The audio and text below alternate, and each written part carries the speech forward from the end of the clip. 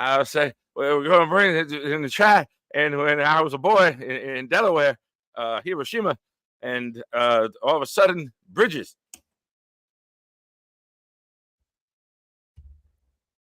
There you go.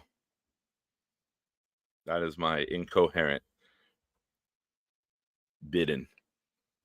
But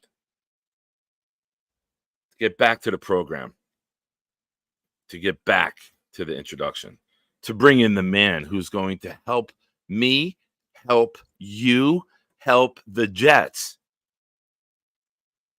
There's a show on cable called Succession. He is very similar to that show in only one way. He gives himself concussions. My man. How you doing, Nick? I love teasing you on when I'm going to bring you in because I watch you get ready and then, nope, I let it go. And I watch you like shrug, like, damn it, I thought that was it. And then you're like ready, and then I go off on something else. Nope, that's not it. That's good by the way, good guess, Dano. He figured it was either me or Tigo. And Tigo and I clearly have a lot in common. We usually do manage to aggravate half the crowd, and the other half usually agrees with us. How you doing, pal? I'm good. You know, this is kind of the weird part of the NFL offseason where it feels like we're just kind of like hanging on. It's like, please, nobody else sign. Please, nobody else sign. Please, nobody else sign. It's like, are we going to sign any of our own guys before they hit the market, you know? Because, the tampering starts in just a couple of days. It starts on Monday, and then Wednesday is the day when you can start negotiating with players of other teams, start officially announcing the signings. But, Jets have a few free agents, and I got to tell you, a couple days away, I'm surprised that the Jets have not announced that they're keeping any of their players yet. What do you think about that? Are you surprised at all? I think it's strategic. I think they have some groundwork laid out, and I think they want to solidify a couple things first and then get to that. You know what I mean? So they still got to make sure the uniform release presentation's all taken care of. Everything's in sync there. Yeah, we got to have our priorities in place clearly. Yeah, the Jets, our social media account, we still got to post one photograph every day that'll make us just miss football. I am so far away right now from missing watching Jets football the way this past season went. And, of course, when opening day comes, I'll be excited, most likely, as long as there's no serious preseason injuries. But, I am not ready to look back in order to look forward. I want results now to look forward to the future. So, Dane, am I lagging?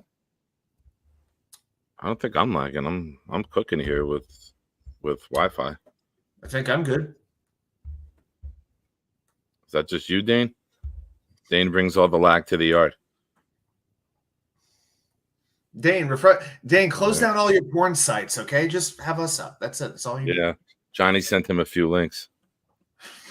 So, all right, let's get into it. Johnny. Let's get into it. Let's do it. What we will do, I'll let you lead the way. Okay. Give me no more than a minute.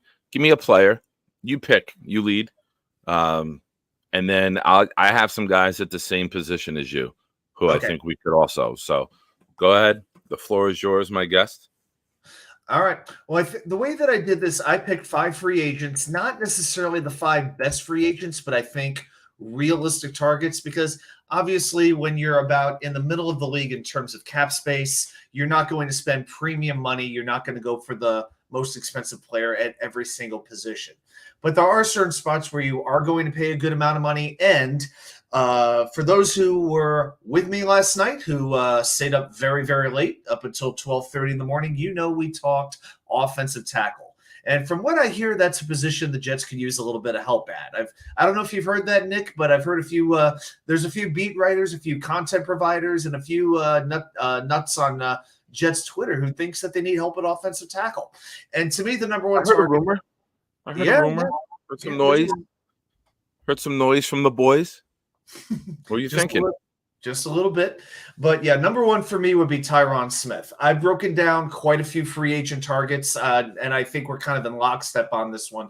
When you look at, there's really hardly such a thing as a perfect free agent where you're going to get the youth, production, the durability, the scheme fit, the character. Very rarely are you going to get all 5 of those. But Tyron Smith will check off the majority of those boxes. He is a dominant pass blocker. He actually played more snaps this year than any year since 2018. He played 942 snaps, allowed 1 sack, 1 hit, 18 pressures, and also still a very good run blocker. Only took 3 penalties. That's like 1 game for Mekhi Becton. Okay.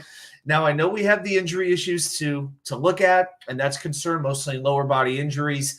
But in terms of the upside, sometimes you got to take a chance on the upside, especially when the success of your offense is all around protecting the quarterback. I want the best pass protector in free agency, so we don't have to get that during the draft. So to me, Tyron Smith is the first phone call I would make if I'm Joe Douglas. All right. I like it. I think you have to make that phone call. I think you have to be in. I think you have to present a contract. Here's where I think we lose out. The amount of salary cap that we have available. Mm-hmm. I think we might get priced out. I think we have other needs where we can't have a CJ Mosley, Le'Veon Bell year where we're setting the market and giving the most to guys at positions. As much as left tackle is a need, I don't think we go that direction with it. I think we're going to settle on somebody who fits a Joe Douglas mold. I think we settle on somebody who has positional flexibility, one of the traits of a Joe Douglas line. I think we end up with a Jonah Williams. And now it's not my first choice, but let me pull it up. I lost it. That's what she said. Sport Track has them projected 4 years, $43 million for an average salary of 10.8. I think that's more where you see us go. I think you're going to find somebody that you can maybe play inside. I think he played inside in college, right? I think he was a guard in college, and then they kicked him out the tackle at Cincinnati. I think he did play a little bit of guard beforehand, but but he really found his best. He found his groove when he moved over to right tackle. Yeah, I would like him at right tackle, and I would like Vera Tucker back at guard. That's me. Now, I'm not saying Jonah Williams is the number one target. I'm saying it's who we could very well end up with. Now, I have to ask, because of the value. But I'm sorry, because of the value. Yeah. So the fact that we would be going after Jonah Williams to play right tackle, is that based off the idea that we will be drafting Brock Bowers at number 10? Is this all connected? It's not. It's not. It's just I think you can't go into the $18 to $22 million a year range with as the limited cap that we have as of right now. Even if you restructure Quinnen and save 8 to 10, even if you restructure CJ, add a year and bring like the Von Miller, 17.8 comes down to only like an $8 million cap hit this year. That's another $20 million you can have between CJ and Quinnen. I don't think they extend Reed because Reed might be gone after this year. You can't have Carter, Sauce, and Reed all on brand new deals in the secondary. You just can't. So I think that could be a guy that we end up with. And I know I see a bunch of you in the chat, Wild Wave, Jay saying no. I did not speak very well of him last night. Let's just put it. I know. Way. Yeah. But price matters.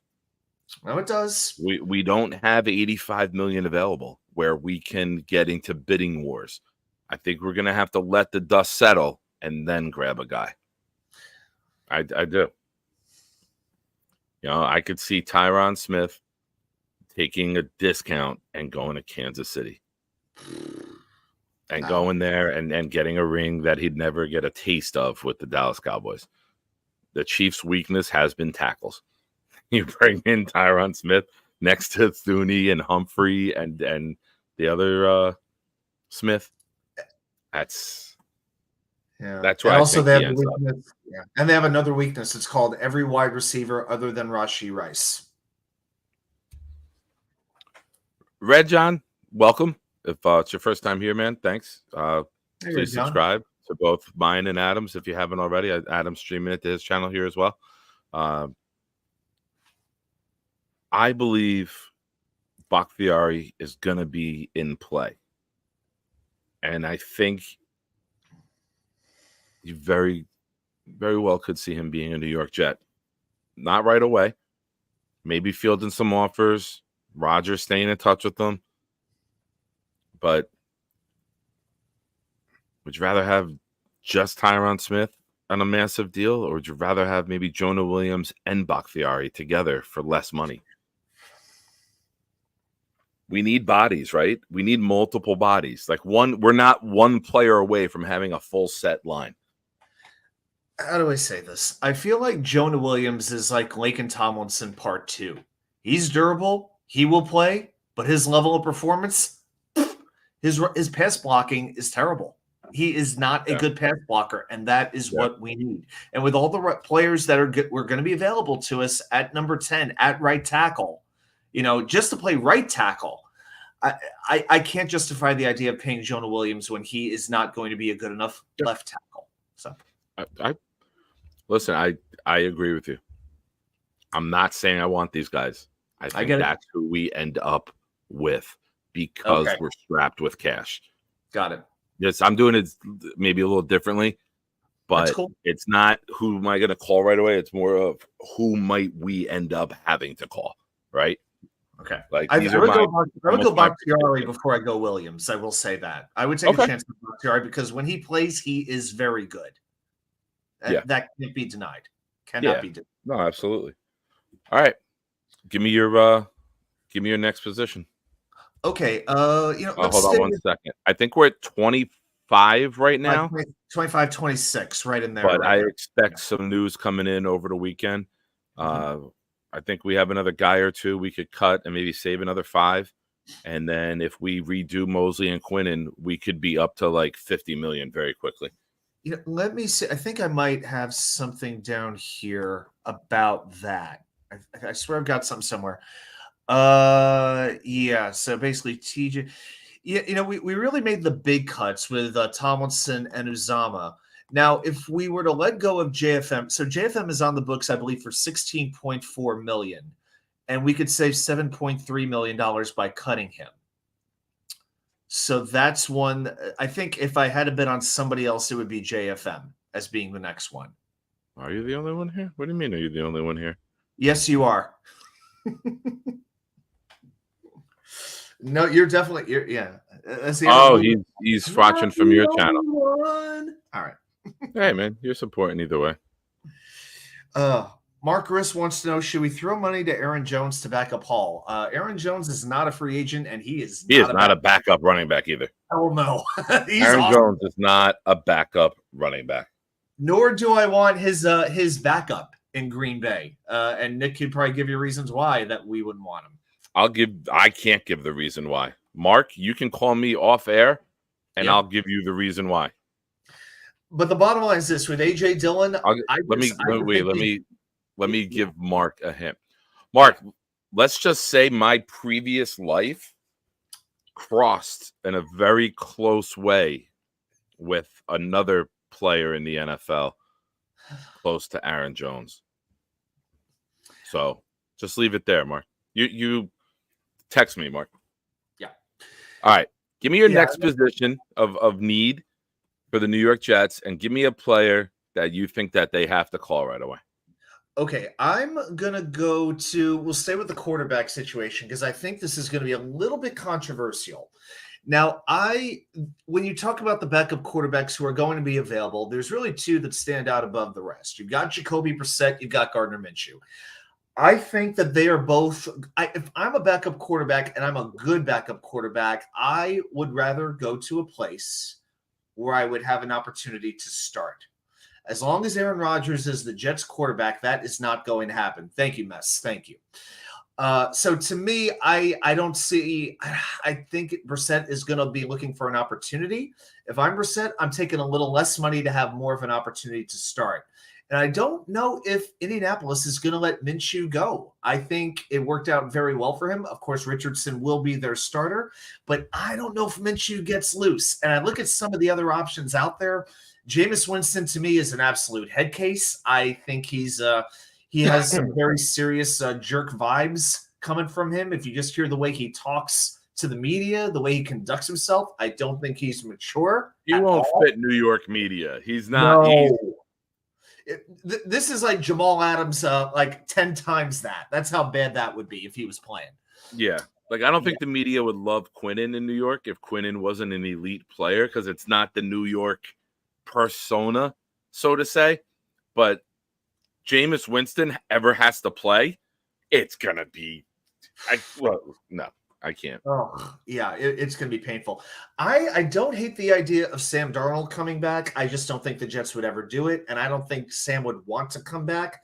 But if he had been anywhere other than the Jets, if he hadn't been a Jet, I would say it would make a lot of sense. I think it would be a perfect fit if he wasn't a Jet first.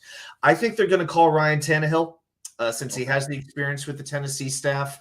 Now, right now, the expectation is he's going to Pittsburgh, because he's got some familiarity with some of the people on staff there as well. But at 35 years old, I know his performance seems to be slipping a little bit, but you still have a pretty good floor. And in terms of what is out there, what is realistic for the Jets to acquire, not that he is my favorite. I'd rather have Darnold back, but I would give Ryan Tannehill a call. I think that is a realistic target. Okay.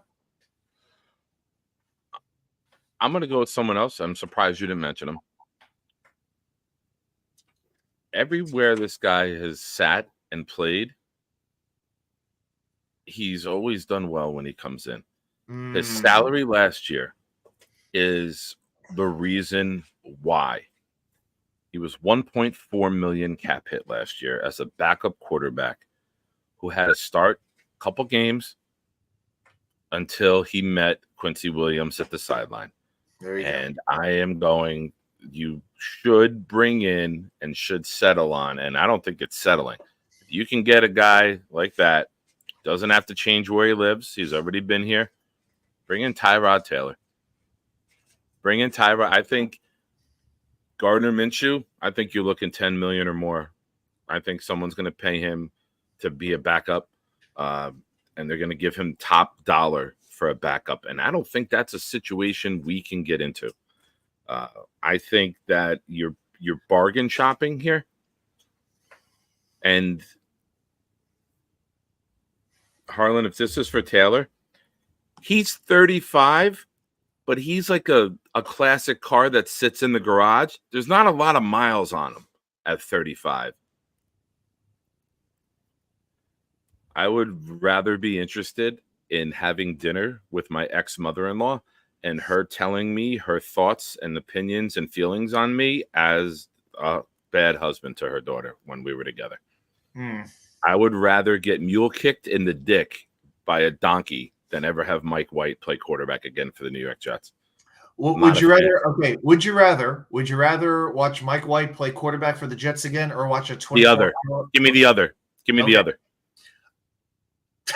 I would rather take Jake Paul's place and fight Mike Tyson at AT&T Stadium than ever watch Mike White throw another pass for the Jets. Or watch 80 for Brady on a 24-hour loop.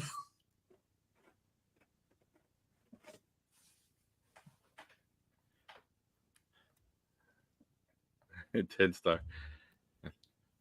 Look how many holes this roster has, and look at the cap. We don't have 70, 80 million.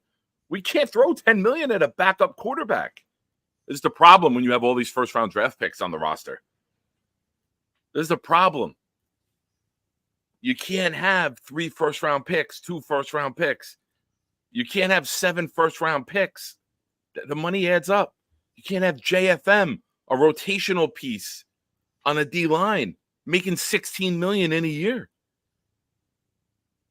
I like JFM. I hate the fucking contract. I hate it. Look at CJ. He's making 21 this year. How many more times? I feel like CJ Mosley has been restructured every year for the last 3 years. It feels like it's CJ Mosley. It's like the Mets have Bobby Bonilla Day. The Jets have CJ Mosley restructure day. Right around the same time every year, he gets his contract redone. I mean, seriously, after the nuclear holocaust, there will be cockroaches and CJ Mosley on the Jets. He will be there for the new stadium, the 35th edition of their uniforms. CJ is going to be a lifetime Jet. You can't get rid of him. I don't know how you're saying we have money. What's our cap number right now? 25 million? 3 days away from Tampa? Yeah, for now.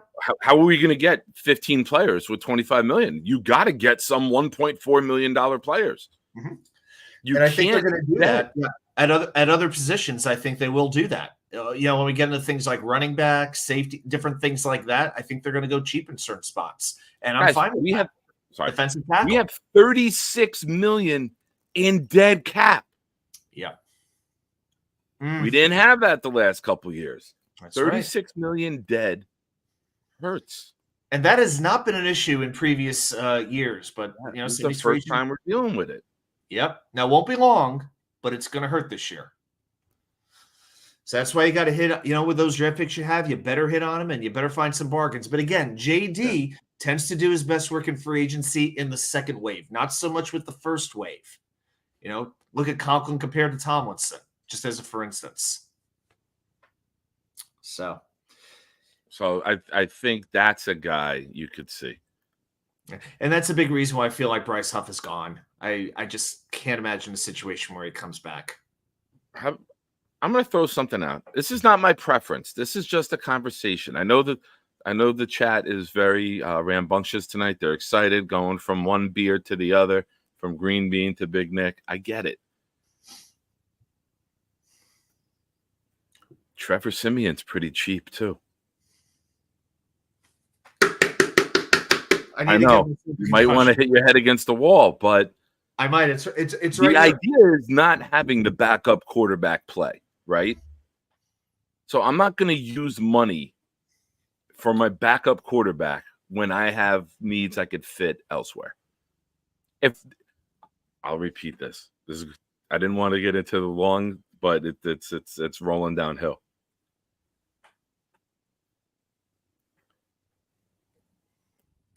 How do I word this?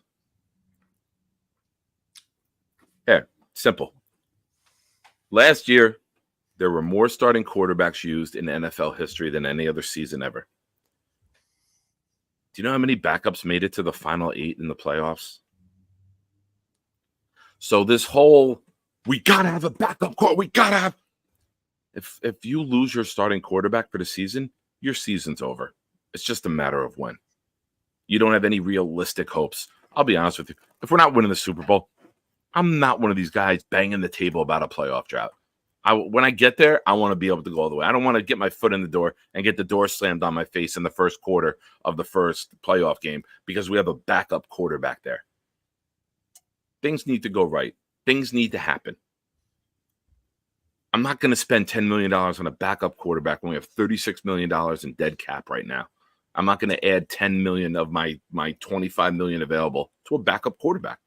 It's piss poor management. Go find a value guy who could start and play. Tyrod Taylor. Go get him. Nice guy. Great guy. Brissett, I think will be a little bit more. I'm okay with Brissett. I'm okay with Tannehill if it's $5 million or less.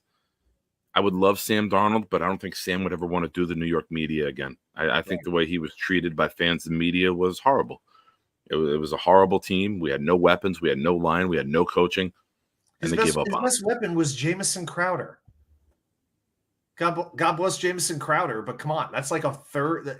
On a good offense, that's like a fourth option.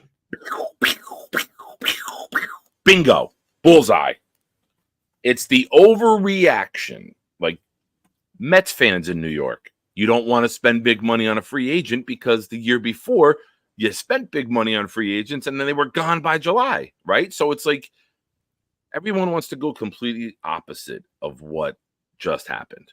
Would you agree with that? Like if you would have went and spent big money on a guy this year in free agency as a Met fan, Would you have been like hesitant, like, oh, here we go again? We did that already. Now we got to go opposite. It depends on, I mean, obviously it depends on the free agent. I know that's a bit of an easy answer, but I mean, I don't want to spend too much time on the Mets, but for instance, if they had signed Jordan Montgomery, if there was no luxury tax situation, I'd be begging for the Mets to sign Jordan Montgomery for that starting rotation. The problem is the level of luxury tax they're at. If they gave him hypothetically 1 year, $23 million, they got to pay twice that much in luxury tax penalties. Anybody paying Jordan Montgomery 1 year, $46 million? Sorry, it doesn't make sense. So I am willing to take a year to reassess everything. And then let's see what happens next year when the payroll for the Mets next year is like 133 million. And then they're going to be in position to go after, I'm not being anything here, but they could go after a Juan Soto. They can sign Pete Alonso. They could go after on the pitching market, a Max Fried or a Corbin Burns or a Walker Buehler. So I get what you're saying. So I mean, sometimes the opposite, but I understand why the Mets aren't going with big free agents. We're going to get into this position in a little bit. Oh, I love we need Mrs. Poyer. That's what we need. I love Jordan Bush before she got facial surgery, and she doesn't like the facial surgery because all of her photos are now like this.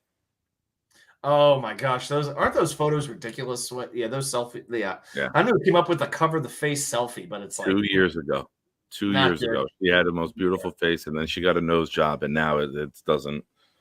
She got some work done on her face. No, I don't. It's the complete opposite of this, actually. I bring my own. I bring my own to the yard, Jared. I don't need anyone else to have one. Were you a fan of Reggie Bush? I don't know if you were here earlier. I did mention this. There is a Rottweiler who needs to get Dog of the Year because the Rottweiler took Jeremy out in the dog park and its head hit his leg and he thought he had like broken his shin because the Rottweiler was like a missile. So I just want to say to the Rottweiler, thank you. Job well done. Best in show. And who's a good boy? You are. Also, in case there's been any confusion about anything I've ever said about him, Jeremy sucks. Well, I certainly hope that the Rottweiler is okay. Yeah, the Rottweiler is okay. the Rottweiler looked at Jeremy, and Jeremy was just like, "Go take 2 Excedrin and call me in the morning." Oh right. Boy! Well, Jeremy, thank you for chiming in. I hope your leg is okay. So let's go on to your next position. Ivan Ramirez here. What's up, Ivan? If you are watching, you're on my channel. Thank you. If you're new here, please subscribe and enjoy your stay. And Matthias is here. Always supporting Matthias. Thank you so much, brother. So let's do a recap, Adam. Give me the 2 names so far that you mentioned for those who are just joining, who you think should be called, and the Jets, the guys, 2 guys that you said the Jets have to call. The number 1 priority for me is Tyron Smith to address the left tackle position. And I also would make a phone call to Ryan Tannehill. I think he would make sense. All things considered. All right. I'm doing it a little differently. I'm saying that the guys who I think we end up with, and I chose Jonah Williams for the offensive line, and I chose Tyrod Taylor for quarterback. Go ahead. What's your next position? I'll let you lead off with everyone. Yeah. By the way, Chad, at the end of the show, you can let us know which of us you want to hire as Jets GM. So, we are. We got the time. We're working on our resumes. I also wanted to look here at backup running back. I don't want to do every marquee position immediately, but the Jets will need a second running back behind Breece Hall because I'm not ready to trust Izzy Abanikanda with the full backup running back load. I don't think he's quite there yet. And I know there's going to be a lot of very good running backs. This is going to be running back roulette between Swift, Eckler, Barkley, Jacobs, Henry. It's going to be crazy. So to me, the Jets need to go a level down from that. And I am looking, this is the spot where I'm looking to really spend very little money and bring in somebody who can maybe run the ball 5-10 times a game and give a little bit of a different style of run than what Breece Hall will give you. So I want a little bit of power here. Of course, you could address this in the draft, but I like D'Onta Foreman, 27 years old, 235 pounds, had a pretty good season this year, averaged about 4.5 yards per run for the Bears. Last year, though, really good, 12 touchdowns in 35 games, and he's only projected, according to Spot Track, to make about $3 million this year. And, he's kind of shuffled around the league a little bit, but there's some spots where you take a little bit of a journeyman who can be quietly productive. And I think D'Onta Foreman would be that kind of a running back. All right. I'm not against it. I think he's always been good in a limited role. I think he was in Atlanta, Chicago, and where was he last year? He was with the Bears last year. He's working on catching up to Josh McCown, I think. He was injured a little bit, right? I think he played a little bit when Herbert got hurt in that one big game that Fields had against Washington on Thursday.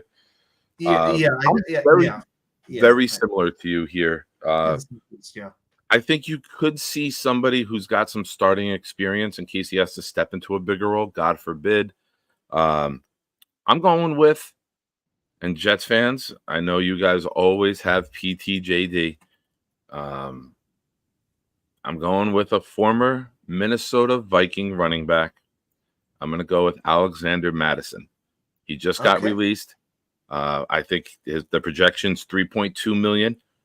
I think you can bring him in and maybe still draft someone later, because you always want to draft a running back late every year, right? You could find runners. If you have the line, you could find a running back to succeed. Terrell Davis was a 6th rounder. Mike Anderson was undrafted. If you have the blocking scheme and the guys, then you got a nice little situation there.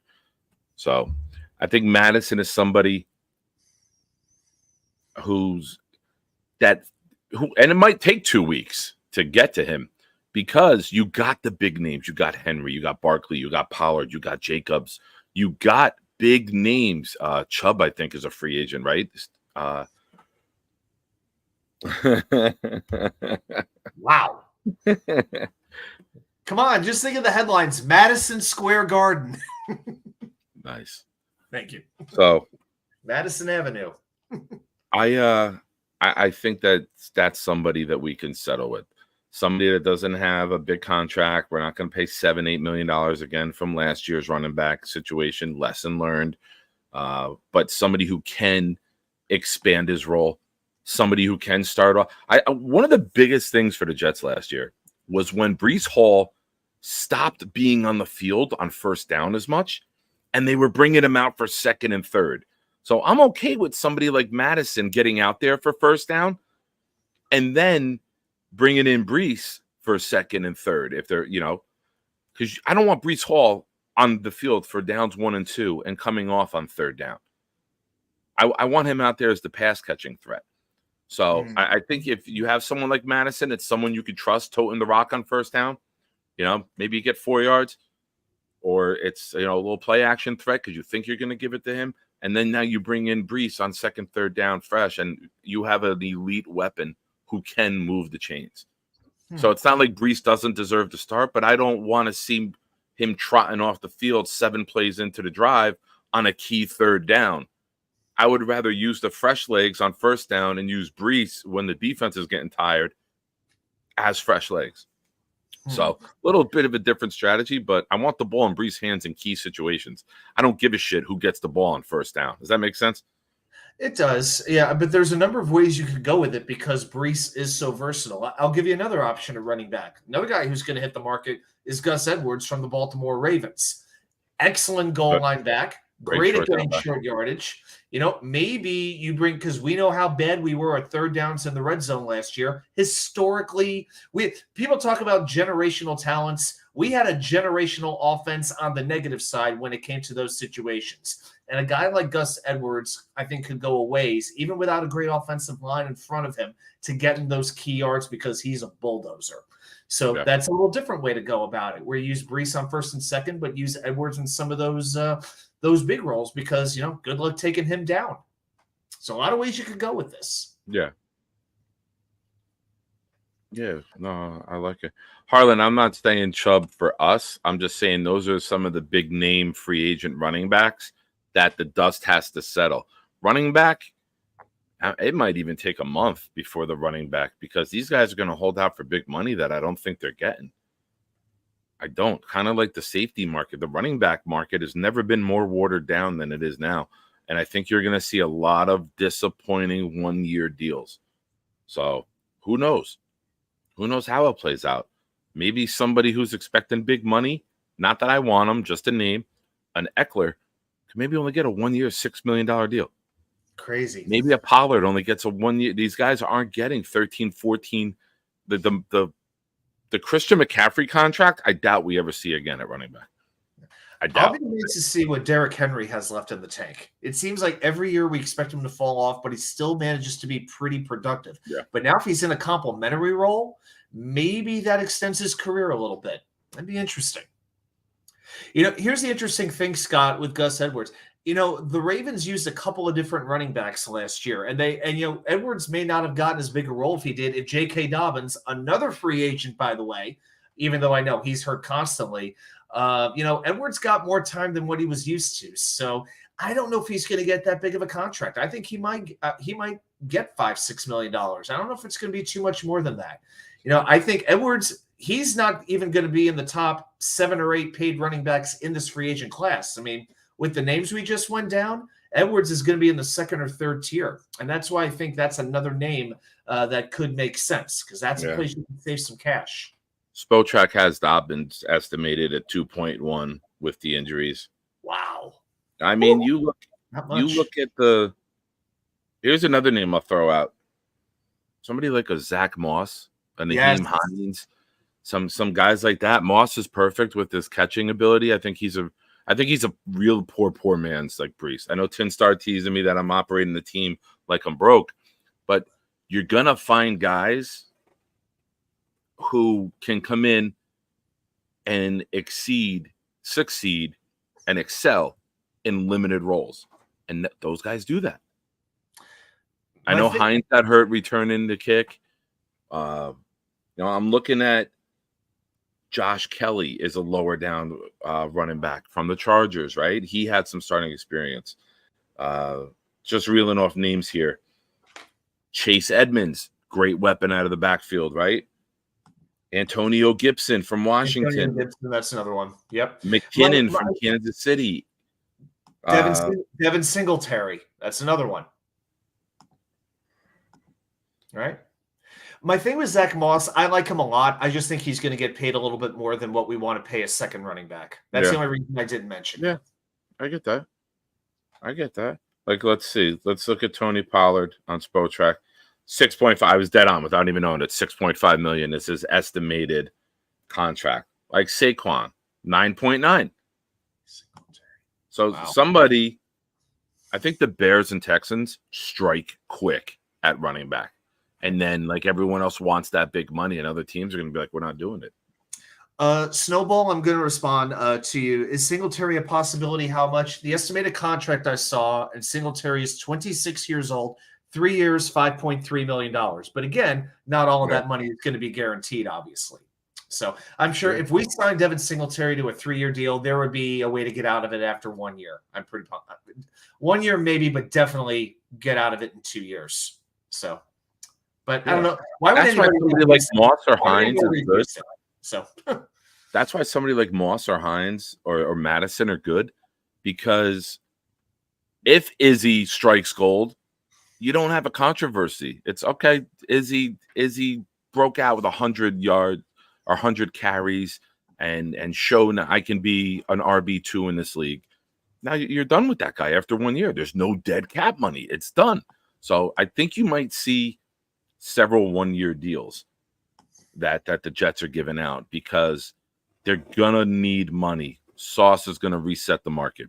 I'm projecting Sauce to go 5 years, 130. Like, I think he's gonna go 25, 26 million a year at cornerback. So you're gonna need money. And I think 1-year deals and just start drafting and then getting these guys in. And then, Gus Edwards, you meant 3.6 million. I'd give Gus Edwards 3.6 to compliment Brees. Oh, I would use him as my first down, get a couple yards, my fourth down back. I'm fine with that. I'm fine with it's the same type of contract as Madison, right? If you're getting less than $4 million on a running back, if we can get a backup running back and a backup quarterback between Taylor and Madison and spend less than $5 million, I think that's an awesome job at being a general manager in the NFL. Because I think the days of writing the large checks for backups for the Jets right now is over. You're not going to see it. I'd be shocked. I would be literally shocked. So give me your next free agent, bud, and position. Okay. And I'm sure both names that we throw out will be greatly embraced by the fantastic chat tonight. Yeah. Oh, by the way, I did message this to you, but I just threw in a defensive tackle. I don't know if you had a defensive tackle in mind, but I just threw one in as well. So if you want, where did you message me? Yeah, we'll get to that in a little bit. But where did you message me? Yeah, I went pretty obscure on that one. But let's do one more. Wait, answer me. Where did you message me? I texted you, but I haven't sent you his name yet. So I'll do that. I'm going to send that in the private chat real quick. Oh, all right. I'm looking at the text. There we go. All right. Yeah, I was just letting you know. I'm like, you know what? I need a defensive tackle in here. All right, but let's do one more offensive. We got to do wide receiver here. Now, I've got a strange suspicion. I think I know who you might like. But for me, I feel like this is one of the spots where you really do have to spend because we have to open up that offense and we need another playmaker. And right now, I'm pretty much going for it. I'm going for Calvin Ridley. 1,000 yards, 8 touchdowns last year. He's really a 1A receiver. He may not be the receiver that you're counting on to carry your offense, but he's a very, very good second receiver when there's another one on the other side of him. He's got somebody named Garrett Wilson. He's got number 5, I believe, on the other side of him. But he adds the vertical threat, and I don't think the Jaguars are going to keep him because I think if they do, the draft pick they have to give up in the draft goes from a third rounder to a second rounder. So I don't think he's staying in Jacksonville.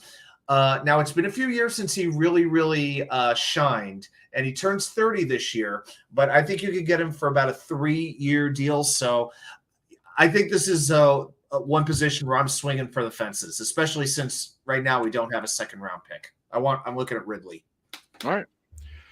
I mean, anybody who follows and watches the show on a weekly basis, which most of you guys here do, know the receiver that I'm going to say. Adam, I sent you the highlight video today in the DM chat and Twitter. When I watched that, I got excited thinking about, and that was with Sam Howell. It's Curtis Samuel. I think Curtis Samuel over the middle, the end arounds. I think the guy fits what we want to do with the ball, the route tree, wide open a lot. I Googled or YouTube searched Curtis Samuel highlights. The guy was open so many times with no one near him. That's what I need on the field. I don't do the labeling of wide receiver 1, wide receiver 2, wide receiver 3. To me, that's fantasy football label shit. I need guys that complement one another. I need guys that whatever you do, you could do a little bit of that, but I need you to do something better than him. And I'll take Curtis Samuel going over the middle and being that guy who lines up in the slot. He's not the biggest guy, but to me, he's like a poor man's Debo. He can go over the middle. He can get you yards after catch. You do the wide receiver screen. You watch guys after the show, of course, or if you have a different browser open. Go look at his highlights. That's a guy that he's not the most biggest, most physical guy, but it's somebody who always catches it and gets the yardage. I think that he's somebody, and that's a contract around $11 million projected. So you're probably looking about 6 or 7 on the cap for this year. I think that's perfect. I would give him a 2-year, $22 million deal and say, you're 27 years old. We're going to get you a 2-year deal. You're going to play next to Garrett Wilson. You're going to play with Aaron Rodgers. Then you're going to be 29 years old and still able to go get one more big deal. Come maximize your value. Come try to win a Super Bowl. Be a New York Jet, Curtis Samuel. That's my first call. It's not the big splash, Right. but I think Ridley is going to push for 20. You can get me Curtis Samuel 2 years, 22 million, maybe 24. I'll take that in a heartbeat because then we can be out of the Lazard contract next year. After this year, we're done with Lazard, right? Yeah, we could get out of it after this year. Yeah. Not sure what And the dead now cap would be, that's but a we good can 1-2 to have for multiple years, in my opinion. And then you bring someone in through the draft behind him. But I'm very, very big on him. You know the thing, every year there are one or two players, particularly a wide receiver, that we don't see getting traded, then all of a sudden, boom. Whether it's AJ Brown, whether it's Justin Jefferson, and there's more. There was Tyreek Hill. We all know that story. I've got a weird suspicion. Maybe, just maybe, and I'm mentioning this because you mentioned Washington. You got a name? Don't drop the name. I love guessing games. Like I know you love doing trivia. Yeah. All right, talk it up and let me see if I can guess it. Go ahead. I almost kicked the light over. I'm trying to figure out how I can get NFC. NFC Tyler Lockett. Tyler Lockett. I wasn't thinking Tyler Lockett. All right. It's an interesting name, though. Very interesting name.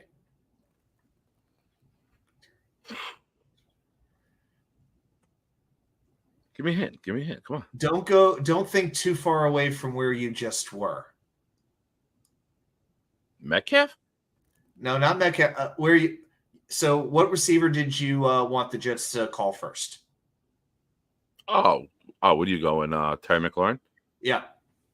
I think McLaurin is a very sort of under the radar wide receiver. Oh my God!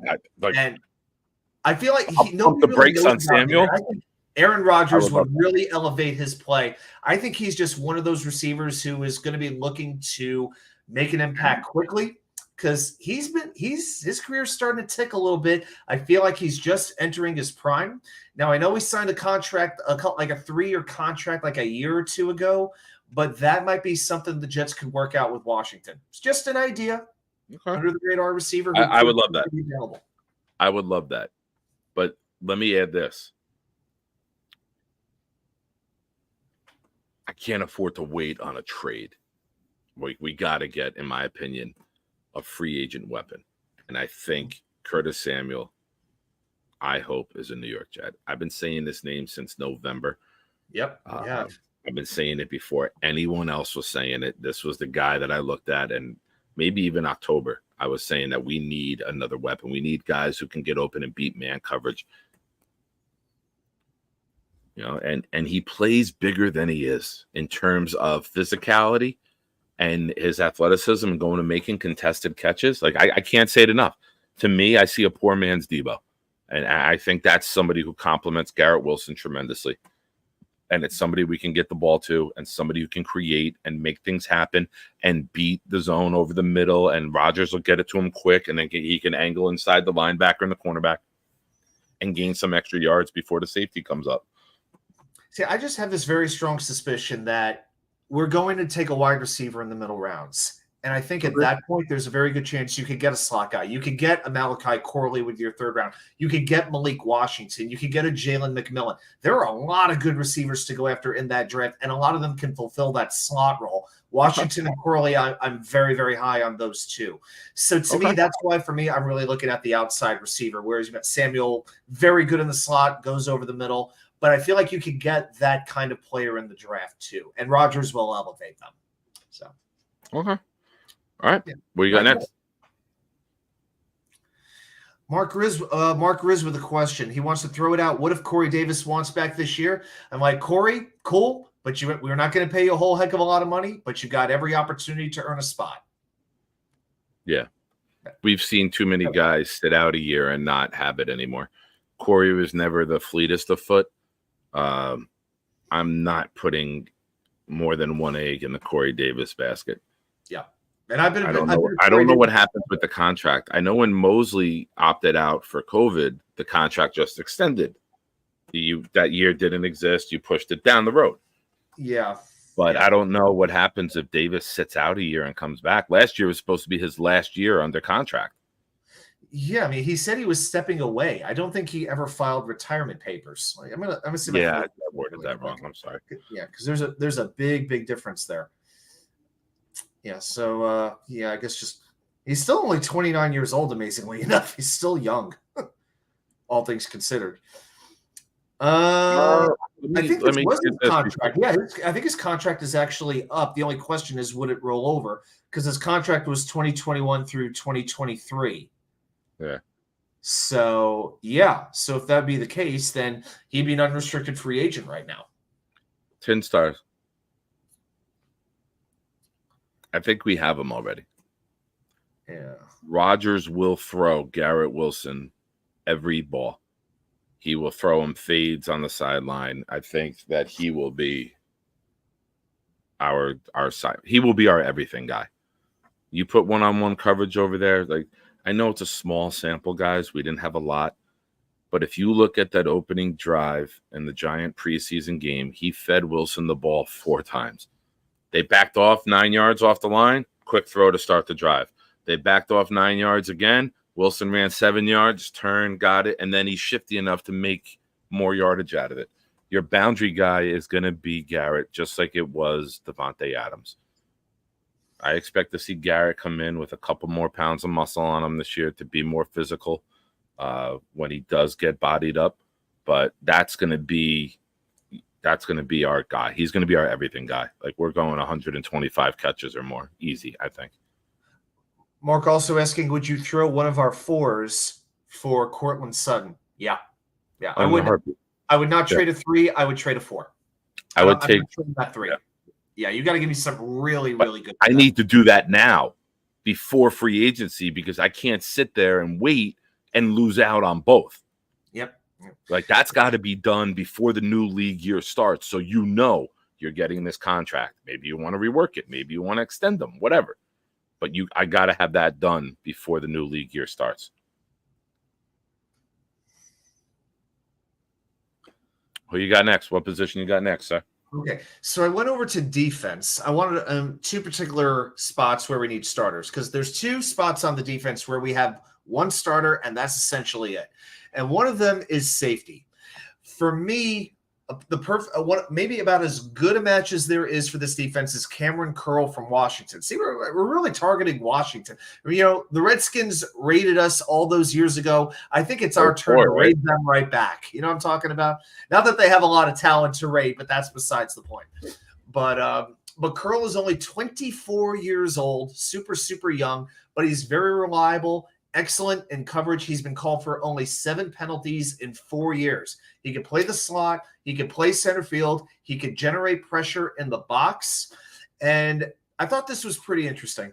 So ESPN, the reliable source they always are, but just take this ride with me anyway. They looked at 50 free agents who they considered the top 50 free agents and what their ideal fit was. Of the top 50 free agents, there was only 1 linked to the New York Jets as a perfect fit, and it was this guy. It was Cameron Curl. So you put him there with Tony Adams in between Sauce and DJ and Michael Carter. That secondary is going to be even better. Another thing, we did not tackle well from the safety position. A lot of missed tackles, Jordan Whitehead. But besides that, Cameron Curl will help improve the tackling ability and help prevent some of those big plays. So I think Curl, I don't know if we can afford him, but I definitely think he is worth making a call, and let's see if he would come to the Jets. All right.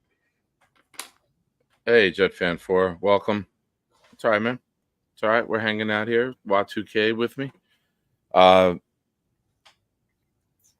Again, I'm bargain hunting here. And this is a guy who never played a game for the New York Jets. Oh, I got to have Chuck Clark. Yeah. Everything that we heard about Chuck Clark, the quality of the guy, his play-making ability, his wisdom, his knowledge. He plays faster than he looks because he's so smart. It was a cheap contract that we acquired. Extend him. If he fit your scheme and you went out and got him from Baltimore, sign him. Sign him.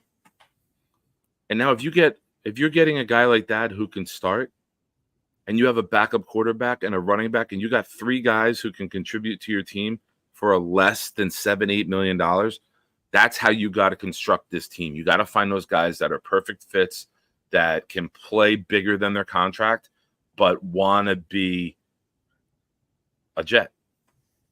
So I know he's got the torn ACL, but he did it in July last year. I think it was July. It was before he even hit the field. It was the last play of minicamp. The last freaking play of the June, early June, right? Yeah. So, I mean, if he's good to go, I would love to see Chuck Clark back. I thought that he would have been really fun and exciting to watch. Yeah. And I thought that could have been a Quincy move, a Tony Adams move, a guy that maybe other teams gave up on and we could have made the most of. Yeah. Oh, and also, Superfan, it's 2024 in the NFL. There's not many guys that don't have an ACL injury anymore. It's almost like they all do. What year did they have? It's like pitchers getting Tommy John surgery. Mark asks, is Cam Curl related to Herman Edwards, clock guru Dick Curl? Yes. Also, he's the cousin of Jerry Curl. Nice. And Knobcraft is at the midget wrestling show. It's probably making his good show. Oh, gosh. I'll tell you another safety who's kind of under the radar. Wait, hold on. That's not an unfortunate name to have. That just says that your parents are fucking legends. Legends. Like the youth football, basketball player in Virginia, his first name is Noah. He became famous this year. The last name is Knigga. Kaniga is how they say it. But to name him Noah, that's a great sense of humor. That's just like, I'm going to mess with my kid for eternity. Name a kid Dick Curl. That's great. And not even go by Richard. And it's like, oh, we're going to name you Richard, but no one's ever going to call you that. It would only be worse if his last name was Johnson. Anyway. Yeah. So, yeah, we know how that goes. I'll give you one other safety real quick that I don't think people are really talking about. I don't know what kind of a contract he's going to get, but I think it's kind of an intriguing one. It's Aloha. Simmons already. Sorry, I didn't mean to. Superfan. Okay. I think Simmons already agreed to contract with Washington. He tweeted today off to DC. What? Maybe he's just visiting. Well, he's cut, so he can negotiate with teams before the tampering period opens. Like Foley Fatukasi is actually meeting with the Bills. I'm not sure if you saw that, but he's meeting with them. Doesn't mean he's signing with them. But okay, yeah, Simmons. Yeah, there's going to be the safety market is going to be fascinating. I mean, guys like Alohi Gilman from the Chargers. I mean, more expensive. You have Xavier McKinney, Kyle Duggar won't be on the market, but then you got some other guys. Who's the guy from the Rams? Jordan Fuller. You've got Brandon Jones from the Dolphins, Darnell Savage from the Packers, Jeremy Chin from the Panthers. There are going to be a lot of good safeties out there to get, and you won't have to break the bank for them. So safety and running back are going to be fascinating positions to watch. So, all right. Okay. All right. And yeah, if we want, we could do one more position. Have you ever heard of pitching coach Dick Pohl? Yeah, he really threw the hard stuff. Nice. Well done, Adam. Thank you. Well done. I feel that. Yeah, I could start to see our friendship having an influence on you. I didn't say it was a good influence. I just said uninfluence. But since you met me, you went sober. I don't know. Not that I am, but that's another story. Tinstar, I did see, we were in the middle of a discussion before, and I did see something that you said, and I think it was you. If I'm wrong, someone in the chat chime in and just correct me. I think he said cut CJ and sign Huff with that money instead. Yeah. Yep, he did. That was him. I mean, all right. Here's my initial thoughts on it, right? First time thinking about it. I'd rather invest $17 million into an up and coming player who can help this team this year and multiple years going forward, rather than give it to a guy who doesn't deserve $17 million as a player. Now, you're probably paying CJ $10 million to be the quarterback of the defense and get everyone lined up and getting everyone positioned. You're paying him $2 million for what he once was, and you're probably paying him $5 million to be what he is. But the knowledge that he brings, I don't know if Quincy's ready for that. I know Sherwood's not. I don't think that you can put those guys in positions to call the defense and line everybody up and know the other quarterback's tendencies and shifts. And if a guard has his hand a certain way, CJ's checking into something else. You can't put a price on that. And if we didn't have Aaron Rodgers and we weren't labeled as a team that was going all in, I think it's a no-brainer. You let CJ move on and go find a contender. But I know it's, but you're not going to find a lot of linebackers who are as smart as CJ. And we do have a lot of youth there on the defense. You need somebody like that. So even though I don't like the contract, I know. I don't think I could do it. Very conflicting. I don't think. I'd have to give it more thought, but that's my initial reaction with it. The production versus the intangibles. It's what do you value more? Yeah. That's tough. Yeah. Yeah. But I do agree Huff is probably going to have to go for the good of the team. I agree. They're going to need that money. I'm willing to take a bit of a step back on defense in order to improve the offense. I will take the trade-off. After what we watched last year, come on. And again, if the offense is good, is able to play with the lead, we should have enough. I'm still convinced we're going to draft an edge rusher at some point towards the end of the draft. We're always going to draft an edge rusher as long as Sal and Douglas are there and continue to develop the pipeline. But between Will McDonald, JJ, in my mind, you've got two starters. I think McDonald really has some ability. We'll see if JFM is there. Clemens, I mean, that's my bold prediction. Something happens with JFM. Yeah. I do not want that contract. Like they're going to have to add something somewhere. I think 5 sacks? Yeah. Does he even have 5 sacks in a season? I think he had 6.5 last season, the year before, 2022. Yeah, why am I paying this guy $16 million fucking dollars?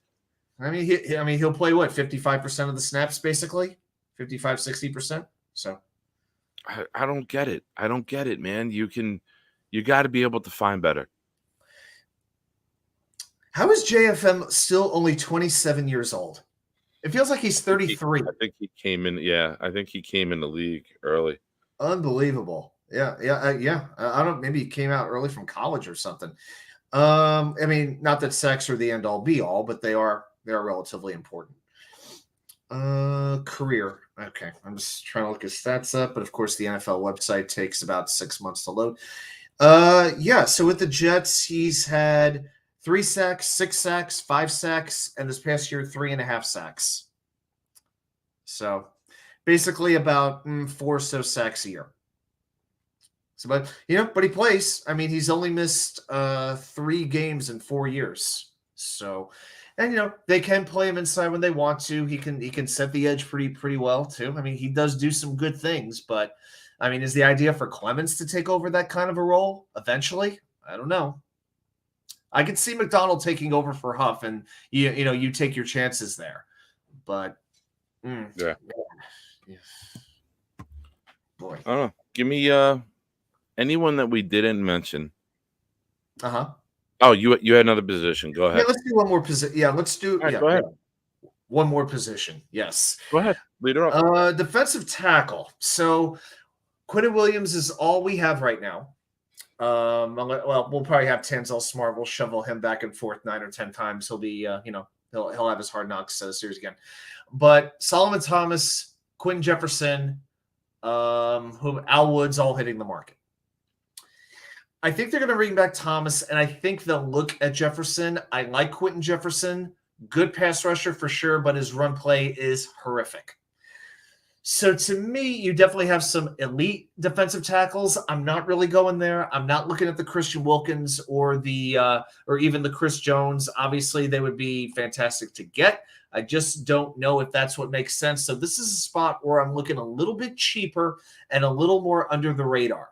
And I've got an interior pass rusher in mind who's 28 years old. Did get hurt this year with a pec injury, but when he plays, he has like a pressure rate above 10%, which for an interior defender, that's really good. And it's Maurice Hurst from the Cleveland Browns. Hadn't had a ton of playing time, gets a few injuries, but he gets great burst off the line. Very good interior rusher. He could sort of take over that Jefferson role. You won't have to pay him a whole lot of money. So looking a little bit under the radar, I'm going with Maurice Hurst as a defensive tackle to look at. Nick, do you have one in mind? Not to put you on the spot. I'm looking at names right now, and yeah, there's. I do think Solomon Thomas comes back on a cheap deal, and I don't want to say would love the move. I would like this move. I would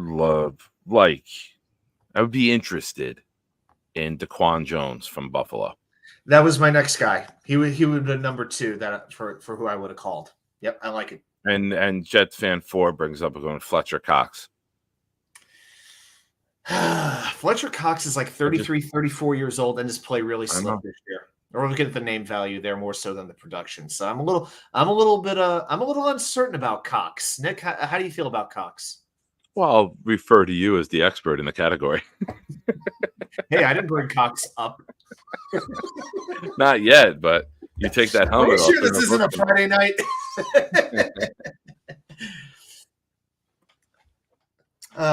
Dane's asking, are we moving on from Justin Hardy? I think you have to, right? Yeah, I mean, that would be. You have to, because I can't give $3-4 million there when you have Irv Charles. I mean, maybe keep Ashton Davis, and he could. I mean, Ashton Davis did a really good job in special teams. Maybe he's ready to sort of take that role over. So, and then you could have him as like your third safety. So I think that's even more of a reason to bring back Ashton Davis. Yeah. Yeah. So yeah, interesting. Yeah. Hey guys, do you have more questions about any particular players or anything like that? Yeah, let us know. Yeah, let us know what's on your mind here. I was sleeping early last night. I had to go to DMV early this morning. What was your trivia last night? Oh man, they got it like in about 1 minute. So they got it pretty quickly. So there was one draft where the Jets selected 2 players from the University of Miami, Florida. What was the year and who were the players? From Miami? From Miami. Vilma? Yep. What was the year? Do you remember what the year was? Oh, if it was Vilma, it was 04. Very good. Okay. Vilma's 1. Who's number 2? I'm trying not to look at the screen because I know the chat's over here. I'm trying to look away from it. I'm looking at the chat. I'll let you know. Yeah, it's not in there yet. Jet Superfan said Santana Moss. No, it's not Santana. No, Moss was 02 or 01. Moss was actually a little bit earlier. Wasn't Moss on the team when they won the AFC East? I think Moss was 01 or 02. 02, yeah, right around 01. Yeah, he came the year before they won the division. I remember that. I just happened to see this. Is this right? Will Madigra? What? Damn it. He got me. Wilma Dickrow. Damn it. Oh, I've never seen that before. That is what I want for the Super Chat Challenge. You're supposed to put things like that you get me to read and say. That was very good. No, we didn't draft McGahee. McGahee was a Buffalo. Yeah, there was one chat. Yeah, Willis McGahee was Buffalo. Yeah. All right, so that draft, we had Vilma. Did the guy play? Did he make the team, or was it just drafted? He made the team. Yeah, he played. He wasn't with the Jets very long. I think he sort of drifted around with 1 or 2 other teams before kind of fading away. But yeah, he did play for the Jets. Nice. Defense and special teams. How about that? Not Justin Miller. He wasn't from Miami, was he? No, Miller was like a second round pick. Yeah, this was a little bit later. No, Snowball Coles was Florida State. He was 2000 in the third round with that Pennington draft. Yep. That was a good draft. I don't know. Give it to me. I don't know. Daryl McClover. I would never get that. They got it like in 1 minute. It was pretty, it was actually pretty impressive. Yeah. I didn't know if they were going to get McClover, but they did. So, yeah, the chat brought it last night. They really brought it. And the draft turned out really well, too. We did the mock draft. We did the wheel last night. Oh, yeah? Oh, yeah. It was going well until the very end. So, nice. Yeah, our first date went very well. Our last 2 spins just killed it. But yeah, it was a good one. Awesome. All right. You got any trivia loaded? You got any bullets in the chamber? You know what I can? I just got to pull the gun out of the closet. Nice. Yeah, I can find it. Yeah, I'm pretty good. I'm always impressed when people get it, but I'm also skeptical. I will admit that. I'm a little skeptical at times. Yeah. I found one question that's good, but it's a little bit old. It's like going back in time quite a ways. Let's see if we can find. I'll find one here. This one's rough. Hank G, we had a former AP writer in the chat who covered the draft yesterday. We just got lucky. Oh no. Okay, here's one. I got a question for you. So we're doing a lot of draft questions. In the 21st century, so 2000 and on, name the 2 players the Jets drafted from the University of Utah. So 2000 and on, they drafted Sione Puha. Puha, yes. Puha got you all in check. Little Busta Rhymes. 2005, third round. Players from Utah. There's one other Utes. So there's 2 Utes. We got the 2 Utes. This is the 2 U questions. All right. So Puha was one. Utah. Utah. Oh, now I get it. Yeah.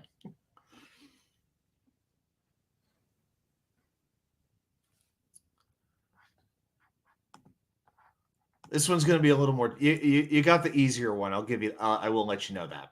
Yeah. The other one's more recent. You want me to narrow it down? Yeah.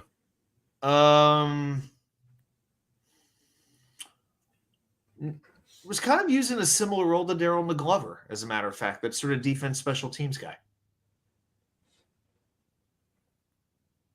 Eric Smith? No. Wild Wave says how far back? Within the last, I don't want to give right away, the last 15 years.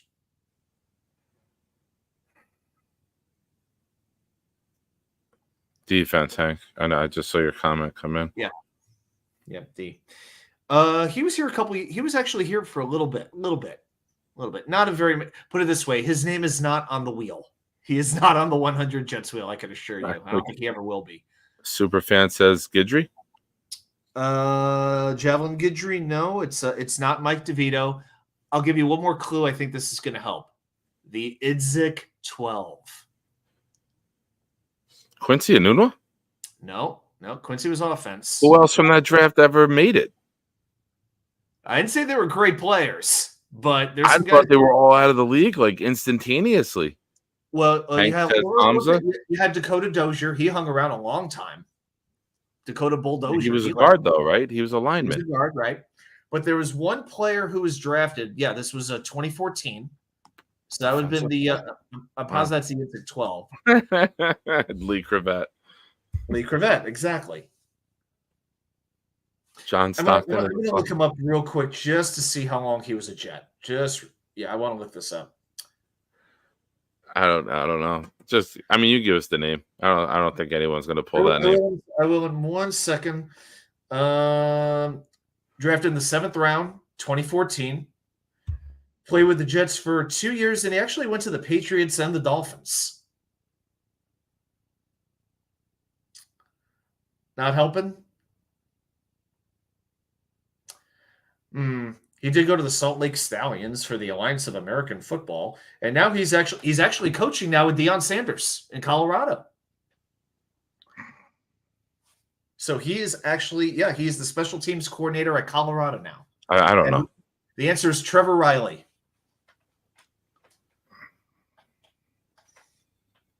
Went a little deep on that one. Okay. Yeah, no, that's a yeah. I know the name when I heard it, but I would have never pulled that name ever. I remember one night. Yeah, I consider myself to be above average with trivia.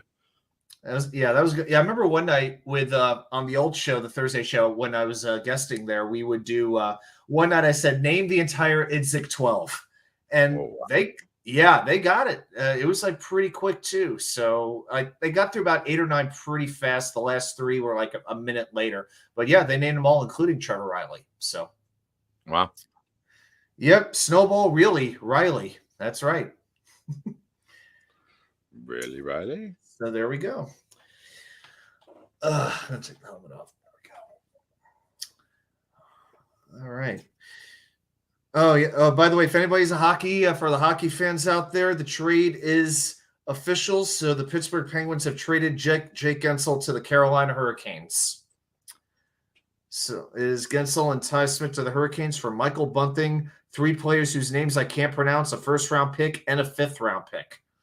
So the Hurricanes have loaded up, and I would say right now the Rangers, Chris Drury's got till 3 o'clock tomorrow to get a right wing to play on the first line, because the Hurricanes just became maybe the odds-on favorite to win this division. So I got a trivia question for you. Okay. This year, the New York Jets are expected to draft some offensive players.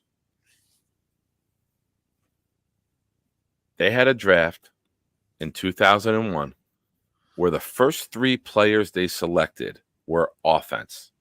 Can you name those 3 players? Okay, so that would have been the year after Ellis, Abraham, Chad, Becht, and Coles. And all 3 players, contributors. Yeah. 01 was I think a for the Jets, a very, very good draft for the Jets. Santana Moss? Correct. 1st-round pick from Miami. That's what triggered my head, that draft. Okay. Yeah, so I definitely remembered Moss. You said the first 3 picks, right? First 3 picks, 1st, 2nd, and 3rd round, all offensive players. Okay, I know it wasn't Randy Thomas because he was the first pick they had one year. Jason Fabini was a 7th-round pick. It wouldn't have been either of them. Put it this way. 34 years of service in the NFL between these 3 guys. Wow. So 3 names. Like, this is not like schlubs or guys who – it's not a Hackenberg. Lamont Jordan was a 2nd round. Yep, super fan for it. New York Jets super fan had him. Oh, yeah. Right, as you said it. So, yeah, I'm not looking at the chat. Lamont Jordan is number 2. I don't want to – Santana with 14 years. Lamont with 9. This next guy had 11 years in the NFL.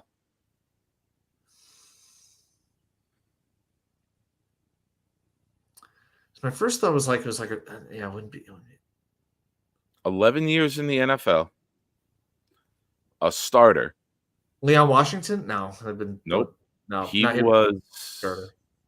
Leon Washington was way after that. He was like 4th round. Yeah, it was like a 4th-round pick anyway. He was 4th or 5th. Yeah. I'm trying to think the offensive line like in those years. I can't. Matt Slauson? Nope. Much better. I try to go a little obscure with better. No, that's a good name. It's a good name, but much better than him. Brandon Moore was not drafted. Obviously not Nick Brick. It can't be Thomas Fabini. It's not Mawai. Nope. Fabini was 90s under Parcells. Right. I'm trying to Leon Johnson. It was Leon Johnson? No, Leon Johnson and Fabini were Parcells' like 2 good mid-round picks that he had gotten. Oh, Leon Johnson. I still remember the halfback option pass. Oh dear, against Detroit. Oh my God. Anyway. Obviously not. It can't be a quarterback, I don't think. It's an offensive lineman. It is Very, very good. Did this lineman spend most of his career with the Jets? Is that what he did? There are a large portion of fans who want us to draft an offensive lineman from this same college this year. Not Mangold. Kareem McKenzie. Kareem McKenzie. Yep. I remember the intros on ABC. Kareem McKenzie, Penn State. I remember it. Yep. When is the last time you saw the Jets draft 3 players in a row that stuck in the NFL? The year before that, 2000. Actually, no, in 06. Well, they had Nick, and they had Brick. Who was the next pick after Ferguson and Mangold in that draft? Can we look that up? I think that'd been 06, right? It was. Yeah. I'm curious who the next pick was in that draft. All right, let's play that game. Oh, jeez. What did I just do? Leon Washington was in this draft. He was a 4th rounder.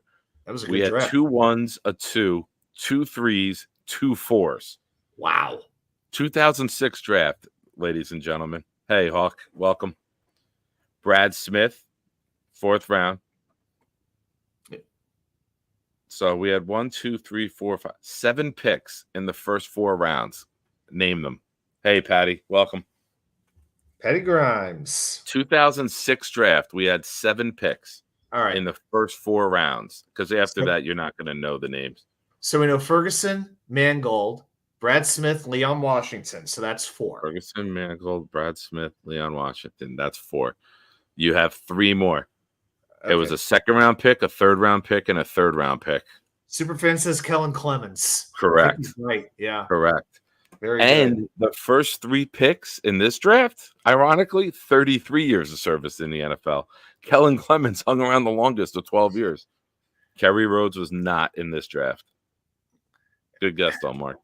I think Rhodes was 05. And I think Eric Coleman was drafted kind of later, like 5th, 6th round. I think he was Drew Coleman. Drew Coleman. So Drew Coleman was one of the 7 also? Or nope, he was in the 6th round. Okay. I was thinking Pisiziak, Drew Coleman, and Titus Adams for the last Jason Posiciak or Pociask. I couldn't say that. I knew the name because I've looked at the list before. I couldn't tell you the first thing about it. Played in the NFL as long as I did. Well, then your pension should be about the same. He did. Super fan again. He didn't say the name.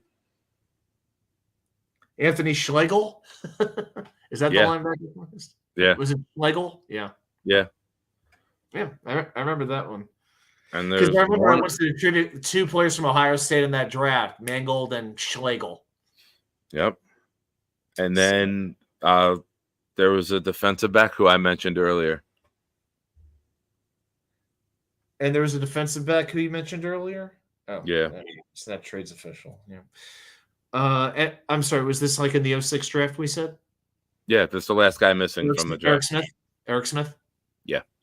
Okay. There we go. God. Something we did not know. 2007 draft only brought us Darrelle Revis, David Harris, and Jacob Bender. And the 7th round receiver, I believe. Chad Schillen. No, a 7th round receiver. I think he was from Clemson. Was it? It wasn't Chad Schillen. Wait. I thought it was Chad Schillens. He played for Clemson. I'm positive. Yeah, he did play for Clemson. Yeah.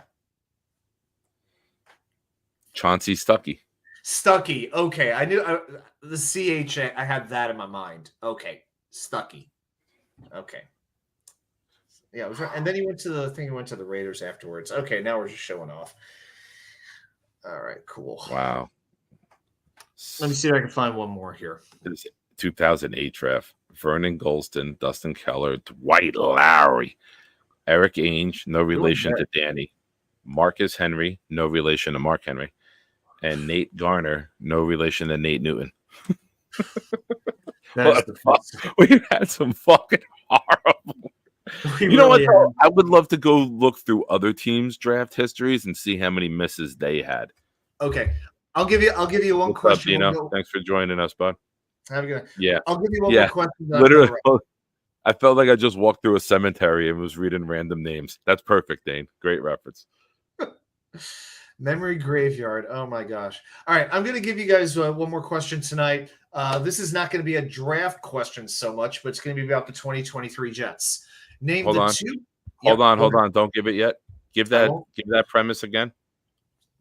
All right. So this is not going to be about the draft, but it's going to be about the 2023. There you go. All right.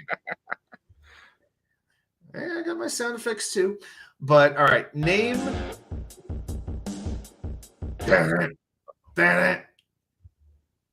Hit the pause button, Nick.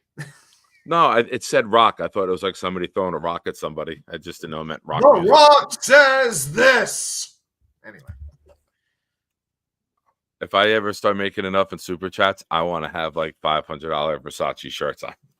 I don't. I don't pay more than like $20 for a Walmart shirt.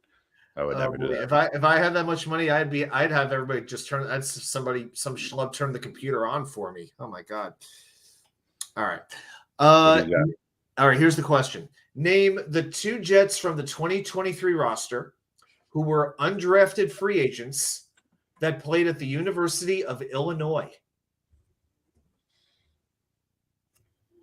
University of Illinois undrafted free agents. Superfan is not Rodgers and Hall. Not quite. Lazard? Nope. I'm trying to think of guys who are undrafted. Jets fan 4 says Jason Brownlee. No, it's not Jason Brownlee. Dino's got one. Hey, Dino. Yep, Dino's got Dino, a late arrival to the show tonight. He's got that one right. Yes. So, yep, Tony Adams is one. Quincy? No, it is not Quincy Williams. Hank G says Bryce Huff. No, not Bryce Huff. It is not Gibson. Hardy? It is Justin Hardy. Went to the University of Illinois and was not drafted. So Adams and Hardy. There you go. That's a nice one. Yeah.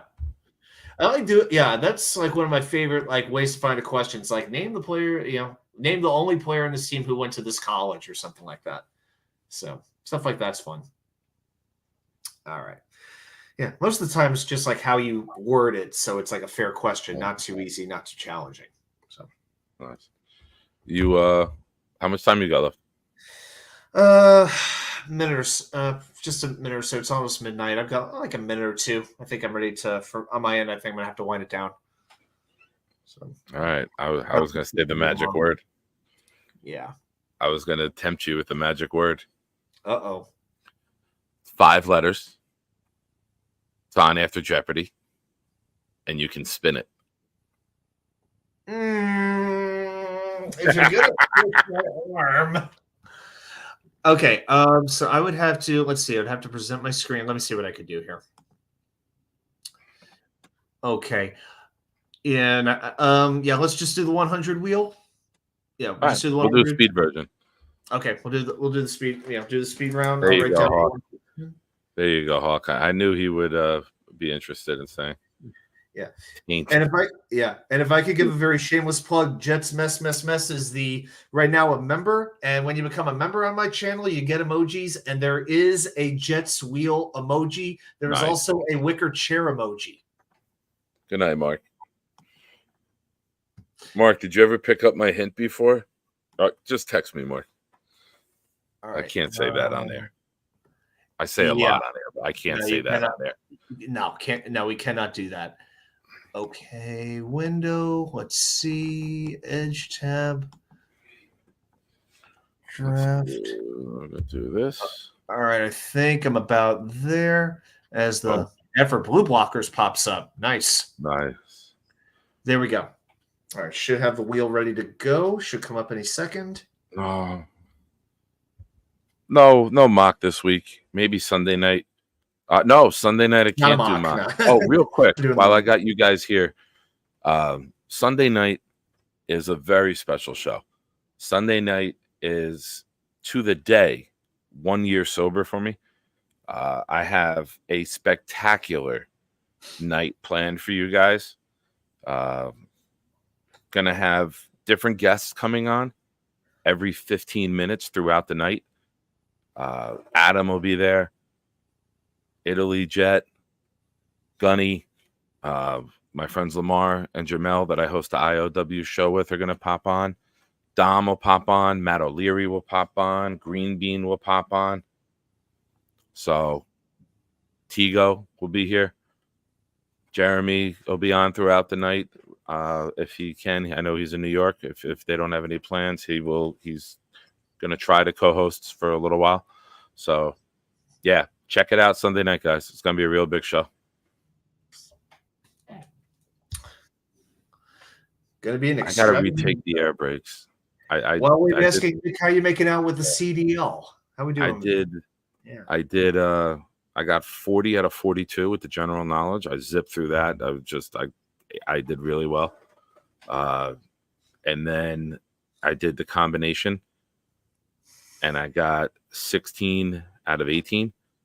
And then I got the air brakes, and the first 2 I got wrong, and you can only get 5 wrong. And I panicked after that, and I was more doing the math than I was reading the questions. So I will fully admit I panicked a little bit, and it came down to the last one, and I was in like fucking like crazy mode. So I go back next Thursday for the air brakes, but I'll be fine. I'll eat that shit. I can't leave until St. Patrick's Day anyway, the 17th. So going back next Thursday, I just need to have paper in hand when I get there.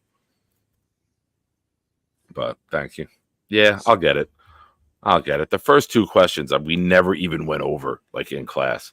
And of course, those were the first 2. And then my mind was spinning after that. I know I seem like a cool, calm dude here, but I do get a little panicky. All right.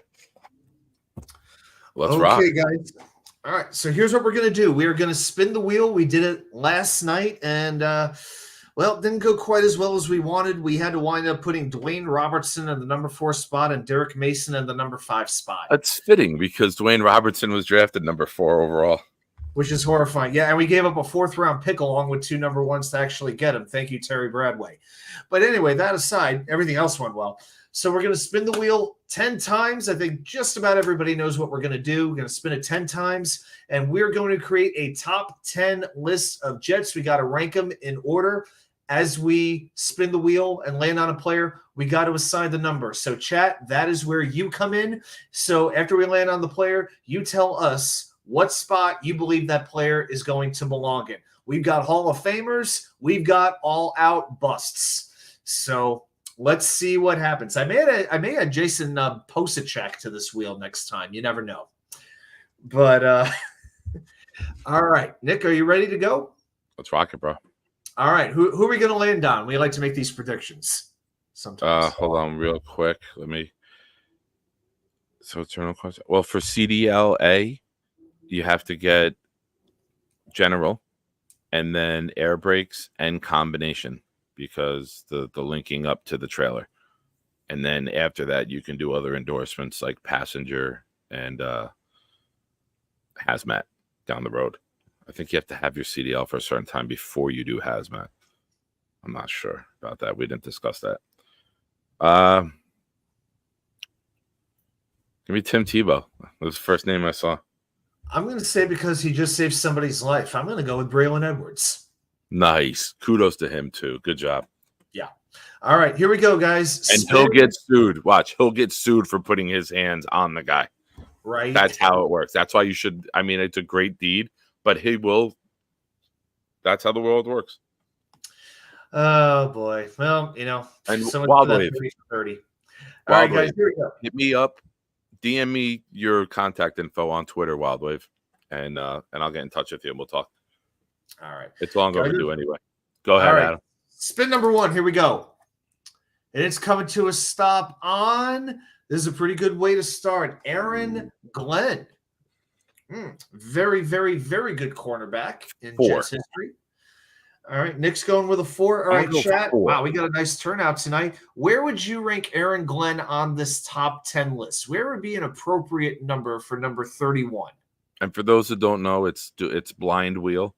So we don't know who else is going to come out next. It could end up with Tim Tebow being number 1 or Darrelle Revis being 10 based on the positions that are open.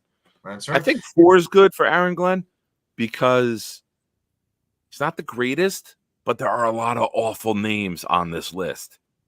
Yeah. And I think there's more awful names. The percentage of names that are worse than Aaron Glenn left on the list are less than the names that are better. So I think 4 is okay.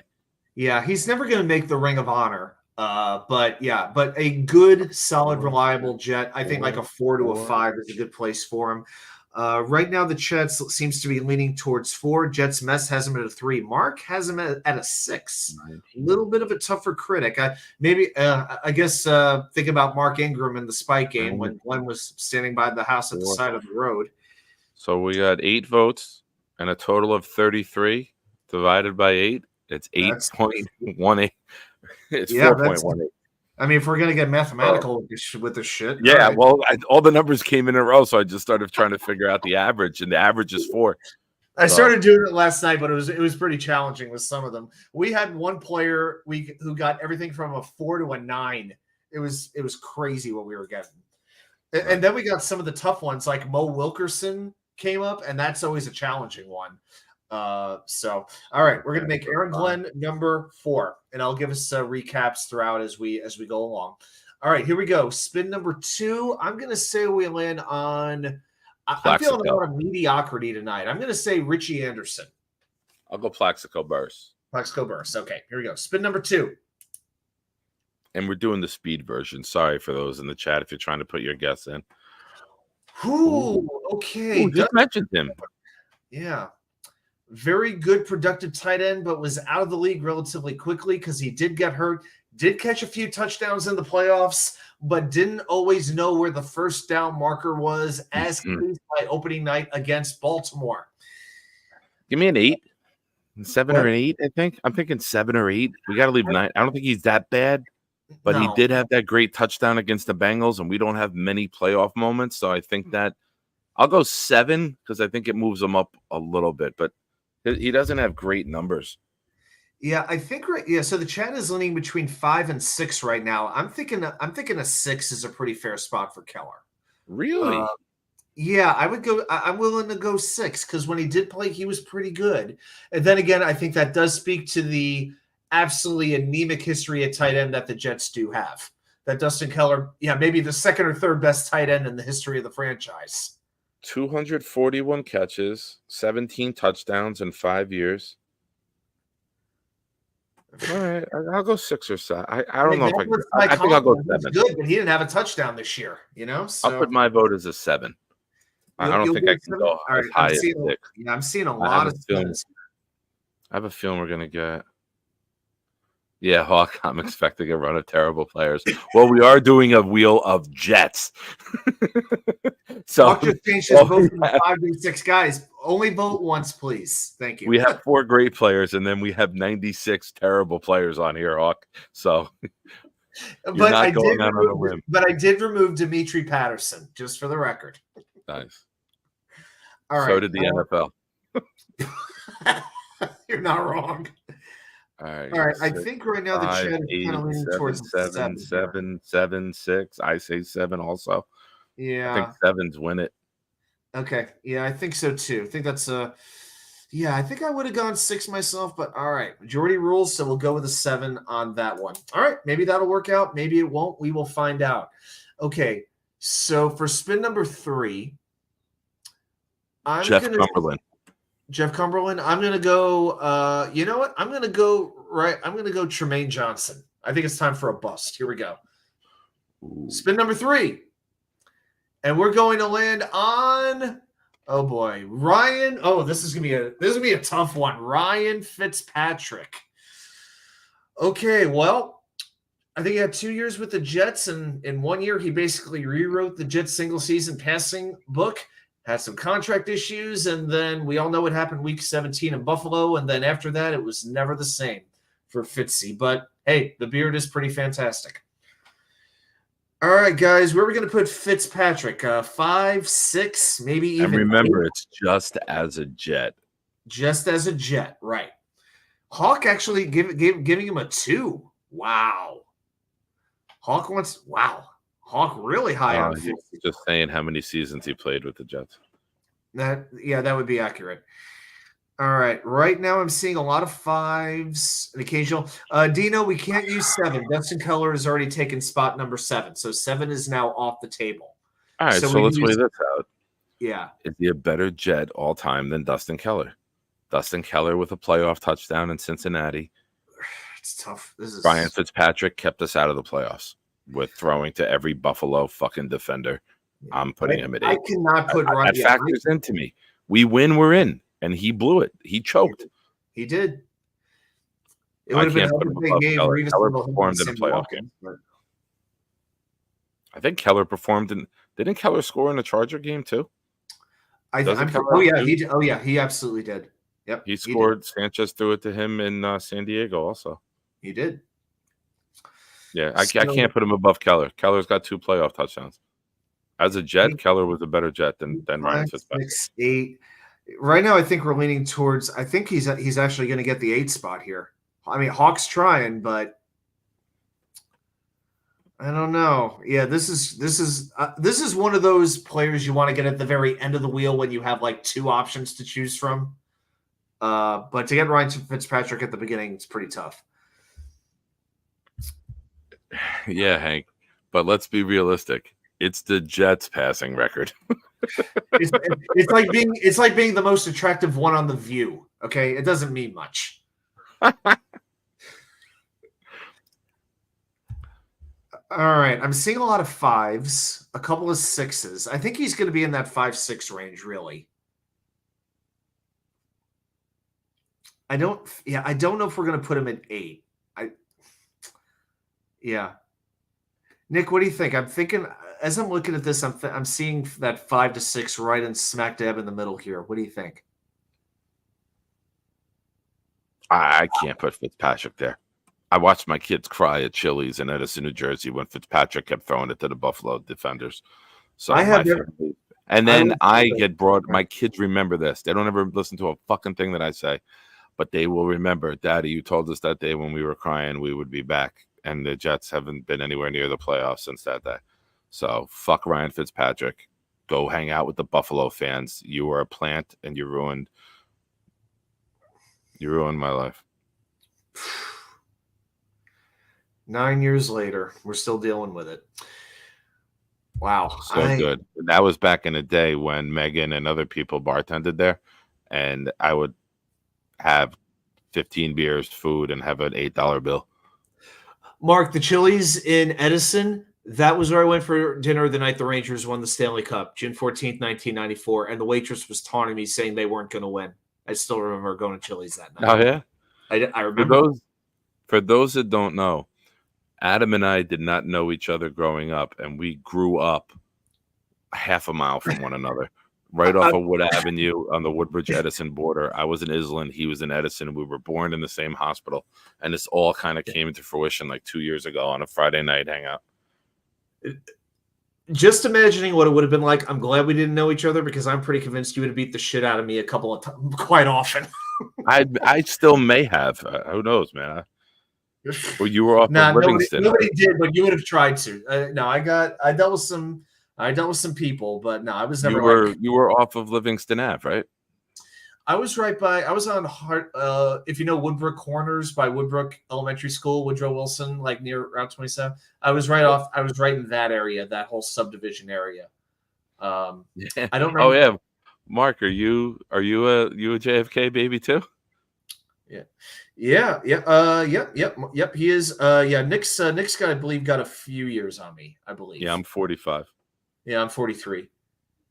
Almost 40. I'm 42 still. 42 for another couple months. All right, we got to make a freaking decision on Fitzpatrick.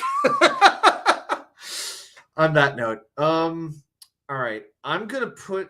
I feel like I just got to make a call on this one. I just got a feeling we're going to get 3 Jets who are going to be worse than Dustin Keller.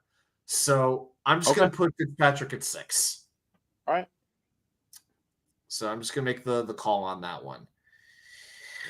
I know we got some 8s, but I saw some 5s as well. I saw some 6s. I know this is a tough one, but I just had to make a call on that. I want to make this clear. Wave, I'm sorry. I'm sorry. I want to make this very clear that I am doing the rest of this wheel under protest. Again. All right. Dwayne Robertson. Oh God, two nights in a row for Dwayne freaking Robinson. And that's why I put Ryan Fitzpatrick at 6. His name is longer than Dwayne and fat ass Robertson. His name is longer than the contribution list that he's done for the Jets. I'll go 10. Oh my gosh, I still remember. If we get a name that's worse than Dwayne Robertson, it'll be funny to put them ahead of him. It will be. I still remember a WFAN rant the night that the Jets lost to the Cowboys, and this was when the Cowboys had Parcells, and he said, "Are you kidding me? Has anybody seen Dwayne Robinson, the great defensive tackle who's going to make everyone forget about Merlin Olsen and Mean Joe Green and Bob Lilly? Because I sure as hell haven't seen this guy. The Cowboys rushed for 202 yards. Troy Hambrick, 127 freaking yards on the ground. Are you kidding me?" I remember that rant on Dwayne Robertson. I never, ever forgot it. All right, so. I can tell you the day that happened. That felt good. Do you want to know the day that happened? Oh, were you in Chili's that night too? No, I was in JFK Hospital, September 28th, 2003. It was the day that I fractured my ankle in 2 places going into the game. Never made it into the game. I remember you told me that story. Yeah. September 28th, 2003. If you look that up, the Jets played the Cowboys. Quincy Stewart was the quarterback. Quincy Carter? I think it was Quincy Carter and Drew Henson, I think was the game. Yeah. Mark, yes, Vernon Golston is available on this wheel. Yes. I would put, Robertson is definitely either a 9 or a 10, and right now 9 is winning. So, all right, I think we got to go. I think I'm leaning 9 for Dwayne Robertson. How do you feel about that? I'm okay with that. I guess 9 or 10. It's obvious. Yeah, I'll go 9. I'm gonna go 9. I mean, he played with the Jets for a couple of years. I think it was there like 2-3 years. So I'll give him that much. Yeah, I still think we might get one on that level who could be worse. All right, so we have 4 spins done. Just a quick recap: Aaron Glenn at 4, Ryan Fitzpatrick at 6. Even though that's under protest, Dustin Keller at 7, and Dwayne Robertson at 9. So we got to get some good ones here. Yeah, we got to start hitting it pretty good here. All right, here we go. Spin number 5. I'm going to go with Jericho Cotchery. Foley Fatukasi. Foley Fatukasi, maybe a future Jet. And we are going to land on Vinny Testaverde. All right, another quarterback. All right. Well, we know Vinny got us the AFC Championship game. He did have, I think, 2 stints with the Jets. Yeah, I remember he was back. He was still backing up Chad for a little while. So he had the one great year, but, it wasn't he was like a little bit better than Fitz. I mean, he had that one year where the team was really good, but other than that, it wasn't. And there was the Monday Night Miracle. He was quarterback for that, so you got to keep that in mind too. But definitely in the top 5. Aaron Glenn's 4. I think Vinny is a better Jet than Aaron Glenn was. I think so too. I don't think I could make him number 1. Mark's got him at number 1. I can't go that far. I would go, I think 3 is fair. I would go 3-2. We still have a lot of spins left. I'm comfortable with that. And the greatest thing he ever did was telling the NFL we're not playing on Sunday after 9/11. That's a good point. Speaking of which, jinxes are not real. We don't think. All right. Here I am giving Vinny credit for telling the NFL we're not playing after 9/11, and then he hurt Rodgers. It's all Vinny's fault. I think 3 wins it. 3's loaded up in the chat. Every time I see his name, I think of Vinny Testa's, which was an Italian restaurant in the Boston area. I always think of Vinny Testa's. That was a good place. They bring out the roasted bulb of garlic at the table with the focaccia bread, so you get a whole bulb of roasted garlic for free. So good, so good.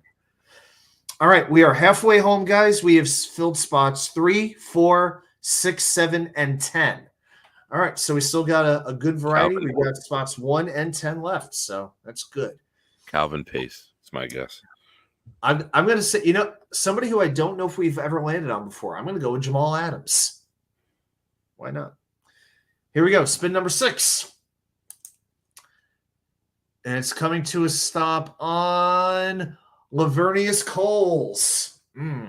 Excellent wide receiver, 3rd round pick. I got to tell you, I think I would put Lavernius ahead of Vinny in this spot. I can't put Lavernius behind Aaron Glenn. I don't think I could do it. No, I'm okay with Coles at 2. Yeah, I would go Coles. I hope he makes it into the Ring of Honor one day. I don't know if he will, but yeah, I think I would put Coles at number 2 here. Yeah, looks like the chat for the most part is agreeing. Mark, spot 3's taken, so we would have to make Coles 1, 2, 5, 8, or 10. 459 catches, 37 touchdowns. I mean, yeah, I'm okay with him. Yeah, I mean, the Monday Night Miracle was really like his breakout game. 2,000-yard seasons. There's only 4 spins left. I'm okay with him at 2. I agree. All right. Hopefully he'll, I will say his podcast with Corbett, not a great top 5, but I think they're close together. It's a tight bunch. This is turning like into the wheel of mediocrity for the most part. The wheel of decent is what this is right now. We need like a Marcus May here down at the bottom, or like a Buster Screen to just fill up the bottom a little bit. That could work.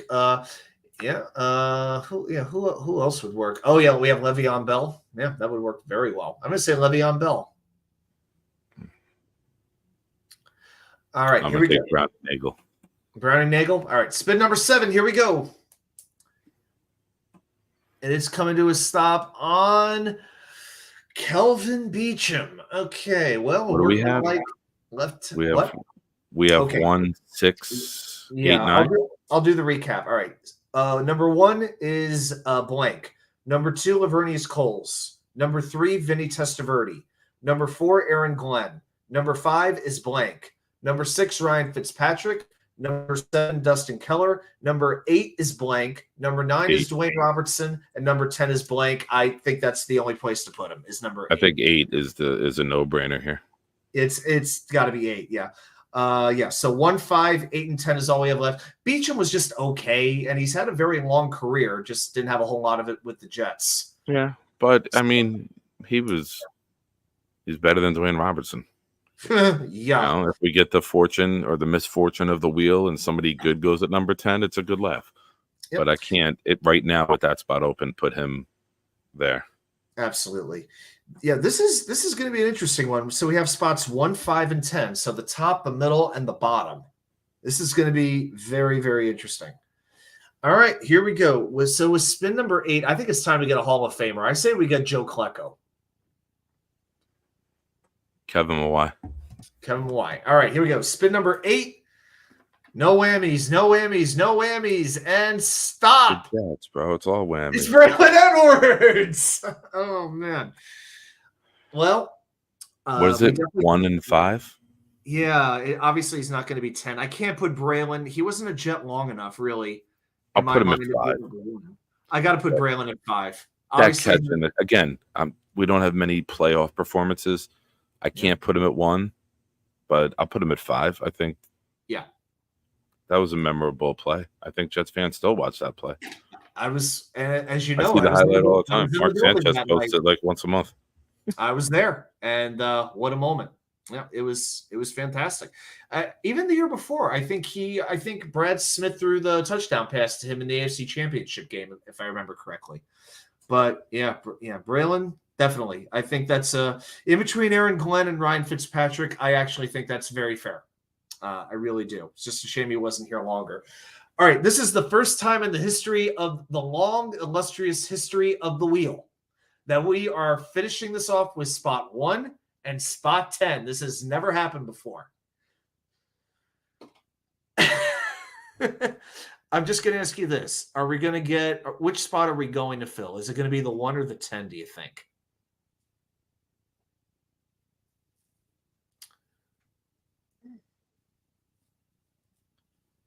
I just can't wait to see Chris Herndon go in as the best Jet of all time. I just can't wait for John Hall to slide into spot number 1.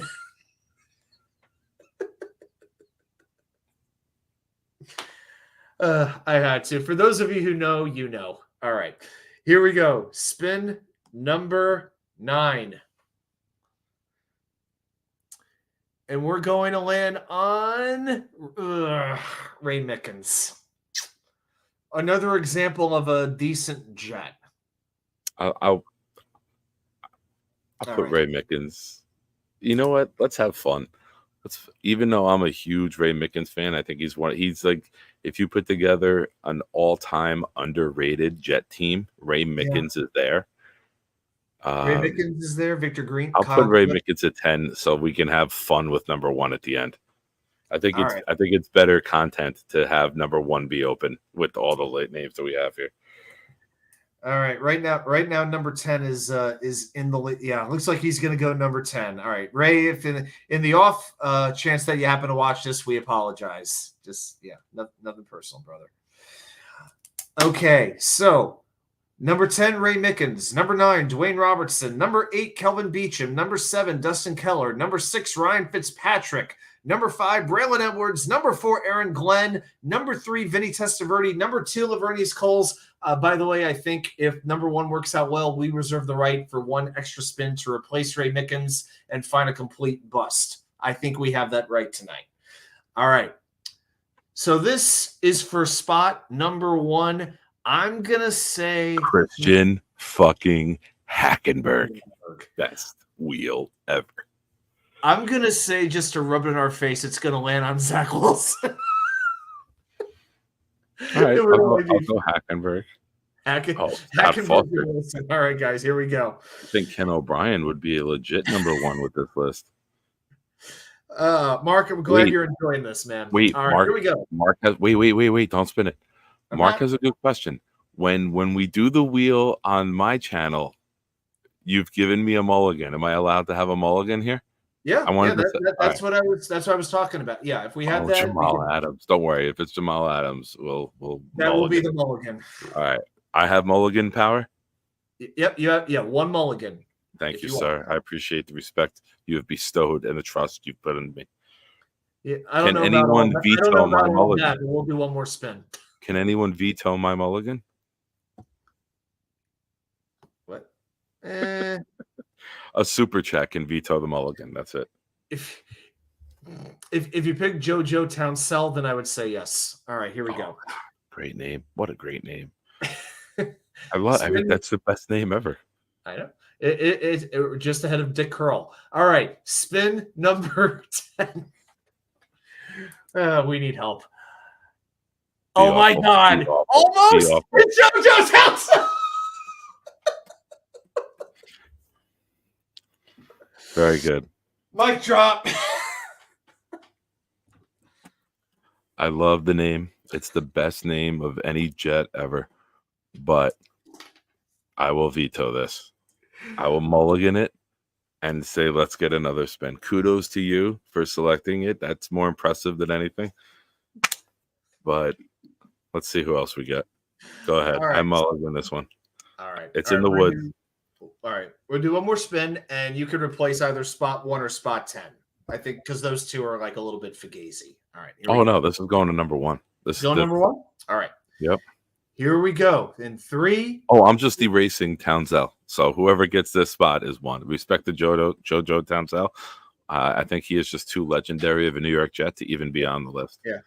Scott, I just got to say real quick, we have not selected 1 single Ring of Honor member, and they're pretty much every one of them is on this wheel.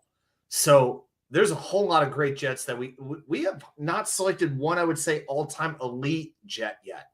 So maybe we will do it now. Okay, in 3, 2, 1, spin. And I'm looking up JoJo Townsell because I need to get him as a guest. Of course you are. We were 1 spot away from Joe Klecko, but we wound up with Santana Moss. Yeah, this was like the ultimate wheel of like good Jets. Decent to good. Yes. He's got a Twitter and only 166 followers. Well, we got 17 in the chat right now. Let's make it 193 or 100. Yeah, 83. Excuse me. Yeah.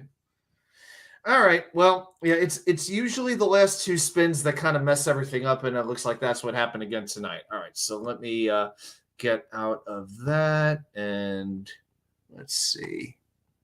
Stop screen. There we go. All right. That was fun. Yeah, I didn't know we were gonna go like 2 hours tonight or whatever it was, but thank you, buddy. Thanks for hanging out. You're welcome. I love that he's got 167 followers now after me, but he has his DMs turned off.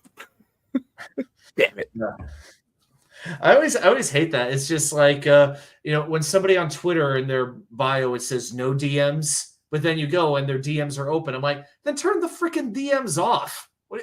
Come on. Don't tell me you don't want a DM, but then leave it open. That's messed up. All right. So now I'm looking up JoJo myself. Mark, if I can get him, I'll check his Instagram when I lay down. But all right, brother. Thank you so much. Oh, here he is. Yep, 83. How does he only 167? Now it's 168. I got him. Oh, and I also have her says that I should follow the biggest Gabe Davis fan in the world. Oh, Ledger. Yeah. I put him on the wheel. Maybe I should do a wheel of Jets content creators on YouTube. Oh, shit! I should do that. That's a great wheel. Oh my god! Can you imagine? That's a great idea. I would do it. Oh my gosh, the venom that would come out. Oh boy. Just to fuck with those with egos. Because God knows they won't see it. Hey, Ryan, O'Leary, Jake, come on. We know you want to see this. Guys, can you imagine if I did that? Oh man, that'd be crazy. Oh man.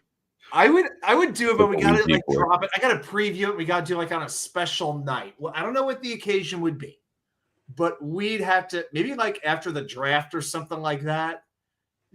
That sort of a thing. Or you know what? If I'm doing Wednesday night, that's the night before. You do it on your channel. I won't do it on my channel. Right. Maybe I should do it the night before the draft starts.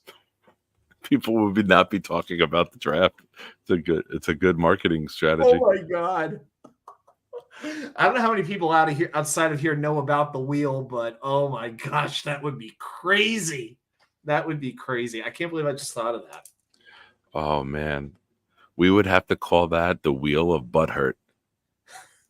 Oh my! Imagine I put Narnia, Boy Green on there. Oh man, it would be so bad. Oh man, they'd be like, "Who the frick is this guy?" Who is he? The super chat challenge has begun. So Dano came up with a challenge that whoever gives the last super chat gets a spot on a future show. And Scott remembered. Thank you, Scott. I appreciate it, bro. Spin this. The three that did trade well ranked third for the Rangers. All right, ladies and gentlemen, I got to go. Thank you, everybody, for hanging out. I appreciate Adam. Thank you for coming on, buddy. Thank you for being a guest on the Thursday Night Throwdown. Thank you, Scott, for the super chat. Thank you, everybody, for hanging out, either on my channel or Adam's. It's always a pleasure hanging out with you guys. Adam, go ahead, plug away before you go, brother. What do you got coming up? NY Sports Wicker Media. We have just crossed over. Yeah, memberships are now open. Monthly memberships right now, $4.99 a month. Get some cool emojis, get some badges. We've got emojis for Aaron Rodgers, for the Jets logo, for the wicker chair, the infamous wicker chair right behind me, and the wheels. So now it's like a thing. When we do the wheel, it's like, let me see those wheel emojis. So it's kind of like a new fun little gimmick that we have. But I'm guessing the next few days there'll be some NHL trade deadline going on over the next day or two, since that's coming up on Friday. And next week on Wednesday's show at 10 o'clock, it will be the first day of free agency officially starting. So I think right now we're planning on a free agency recap, and we'll just kind of talk about that. Maybe I'll even have somebody on. We'll see what winds up happening. Just kind of depends how the day goes. So still kind of planning it, but I think we're going to talk free agency. Yeah. Awesome. I mentioned it earlier for those who may have joined late. Sunday night, Sunday, March 10th is 1 year to the day sober for me. So I'm going to spend the day with the kids. And then at night, biggest show I've ever done. I'm going to have Green Bean, Matt O'Leary, Dom, Lamar and Jamel, who I host on the IOW Sports Network with, Tigo, Gino, Italy, Gunny, and then Adam. Adam, I got you coming on last because the show's scheduled for 2 hours, but you know how we go. It'll go later. And Monday, I don't have class on Monday. I got to wait till I get to my doctor appointment, and I got to go take the air brakes next Thursday. So next week is a home week for me. I might pop on live for free agency, so I'll take advantage of that with being home, and maybe 12 o'clock I'll go on Monday. I know some other people will probably go on, or maybe I'll team up with somebody. But thank you, Scott. Thank you, bud. Yeah. So I can't believe it's been 1 year. Crazy. 4-hour delay in Dallas. Ooh. Hey, Elon. Oh, you traveled? Yeah, I must have. Oh, jeez. Nice. Where does Elon live? Do you know? I don't know. I guess he was in Dallas, and I guess he flew out of Dallas to wherever he was going. I'm assuming. Gotcha. Yeah. But thank you, everyone. Thanks for joining, Adam. Thank you. You have a good night, buddy. Have a good night, Nick. Thank you, chat. You guys were awesome tonight. Later, pal. Bye. Jojo Townsell. And as always, 2 things to remember. Jeremy sucks. And be loud, be proud, New York Jets fans.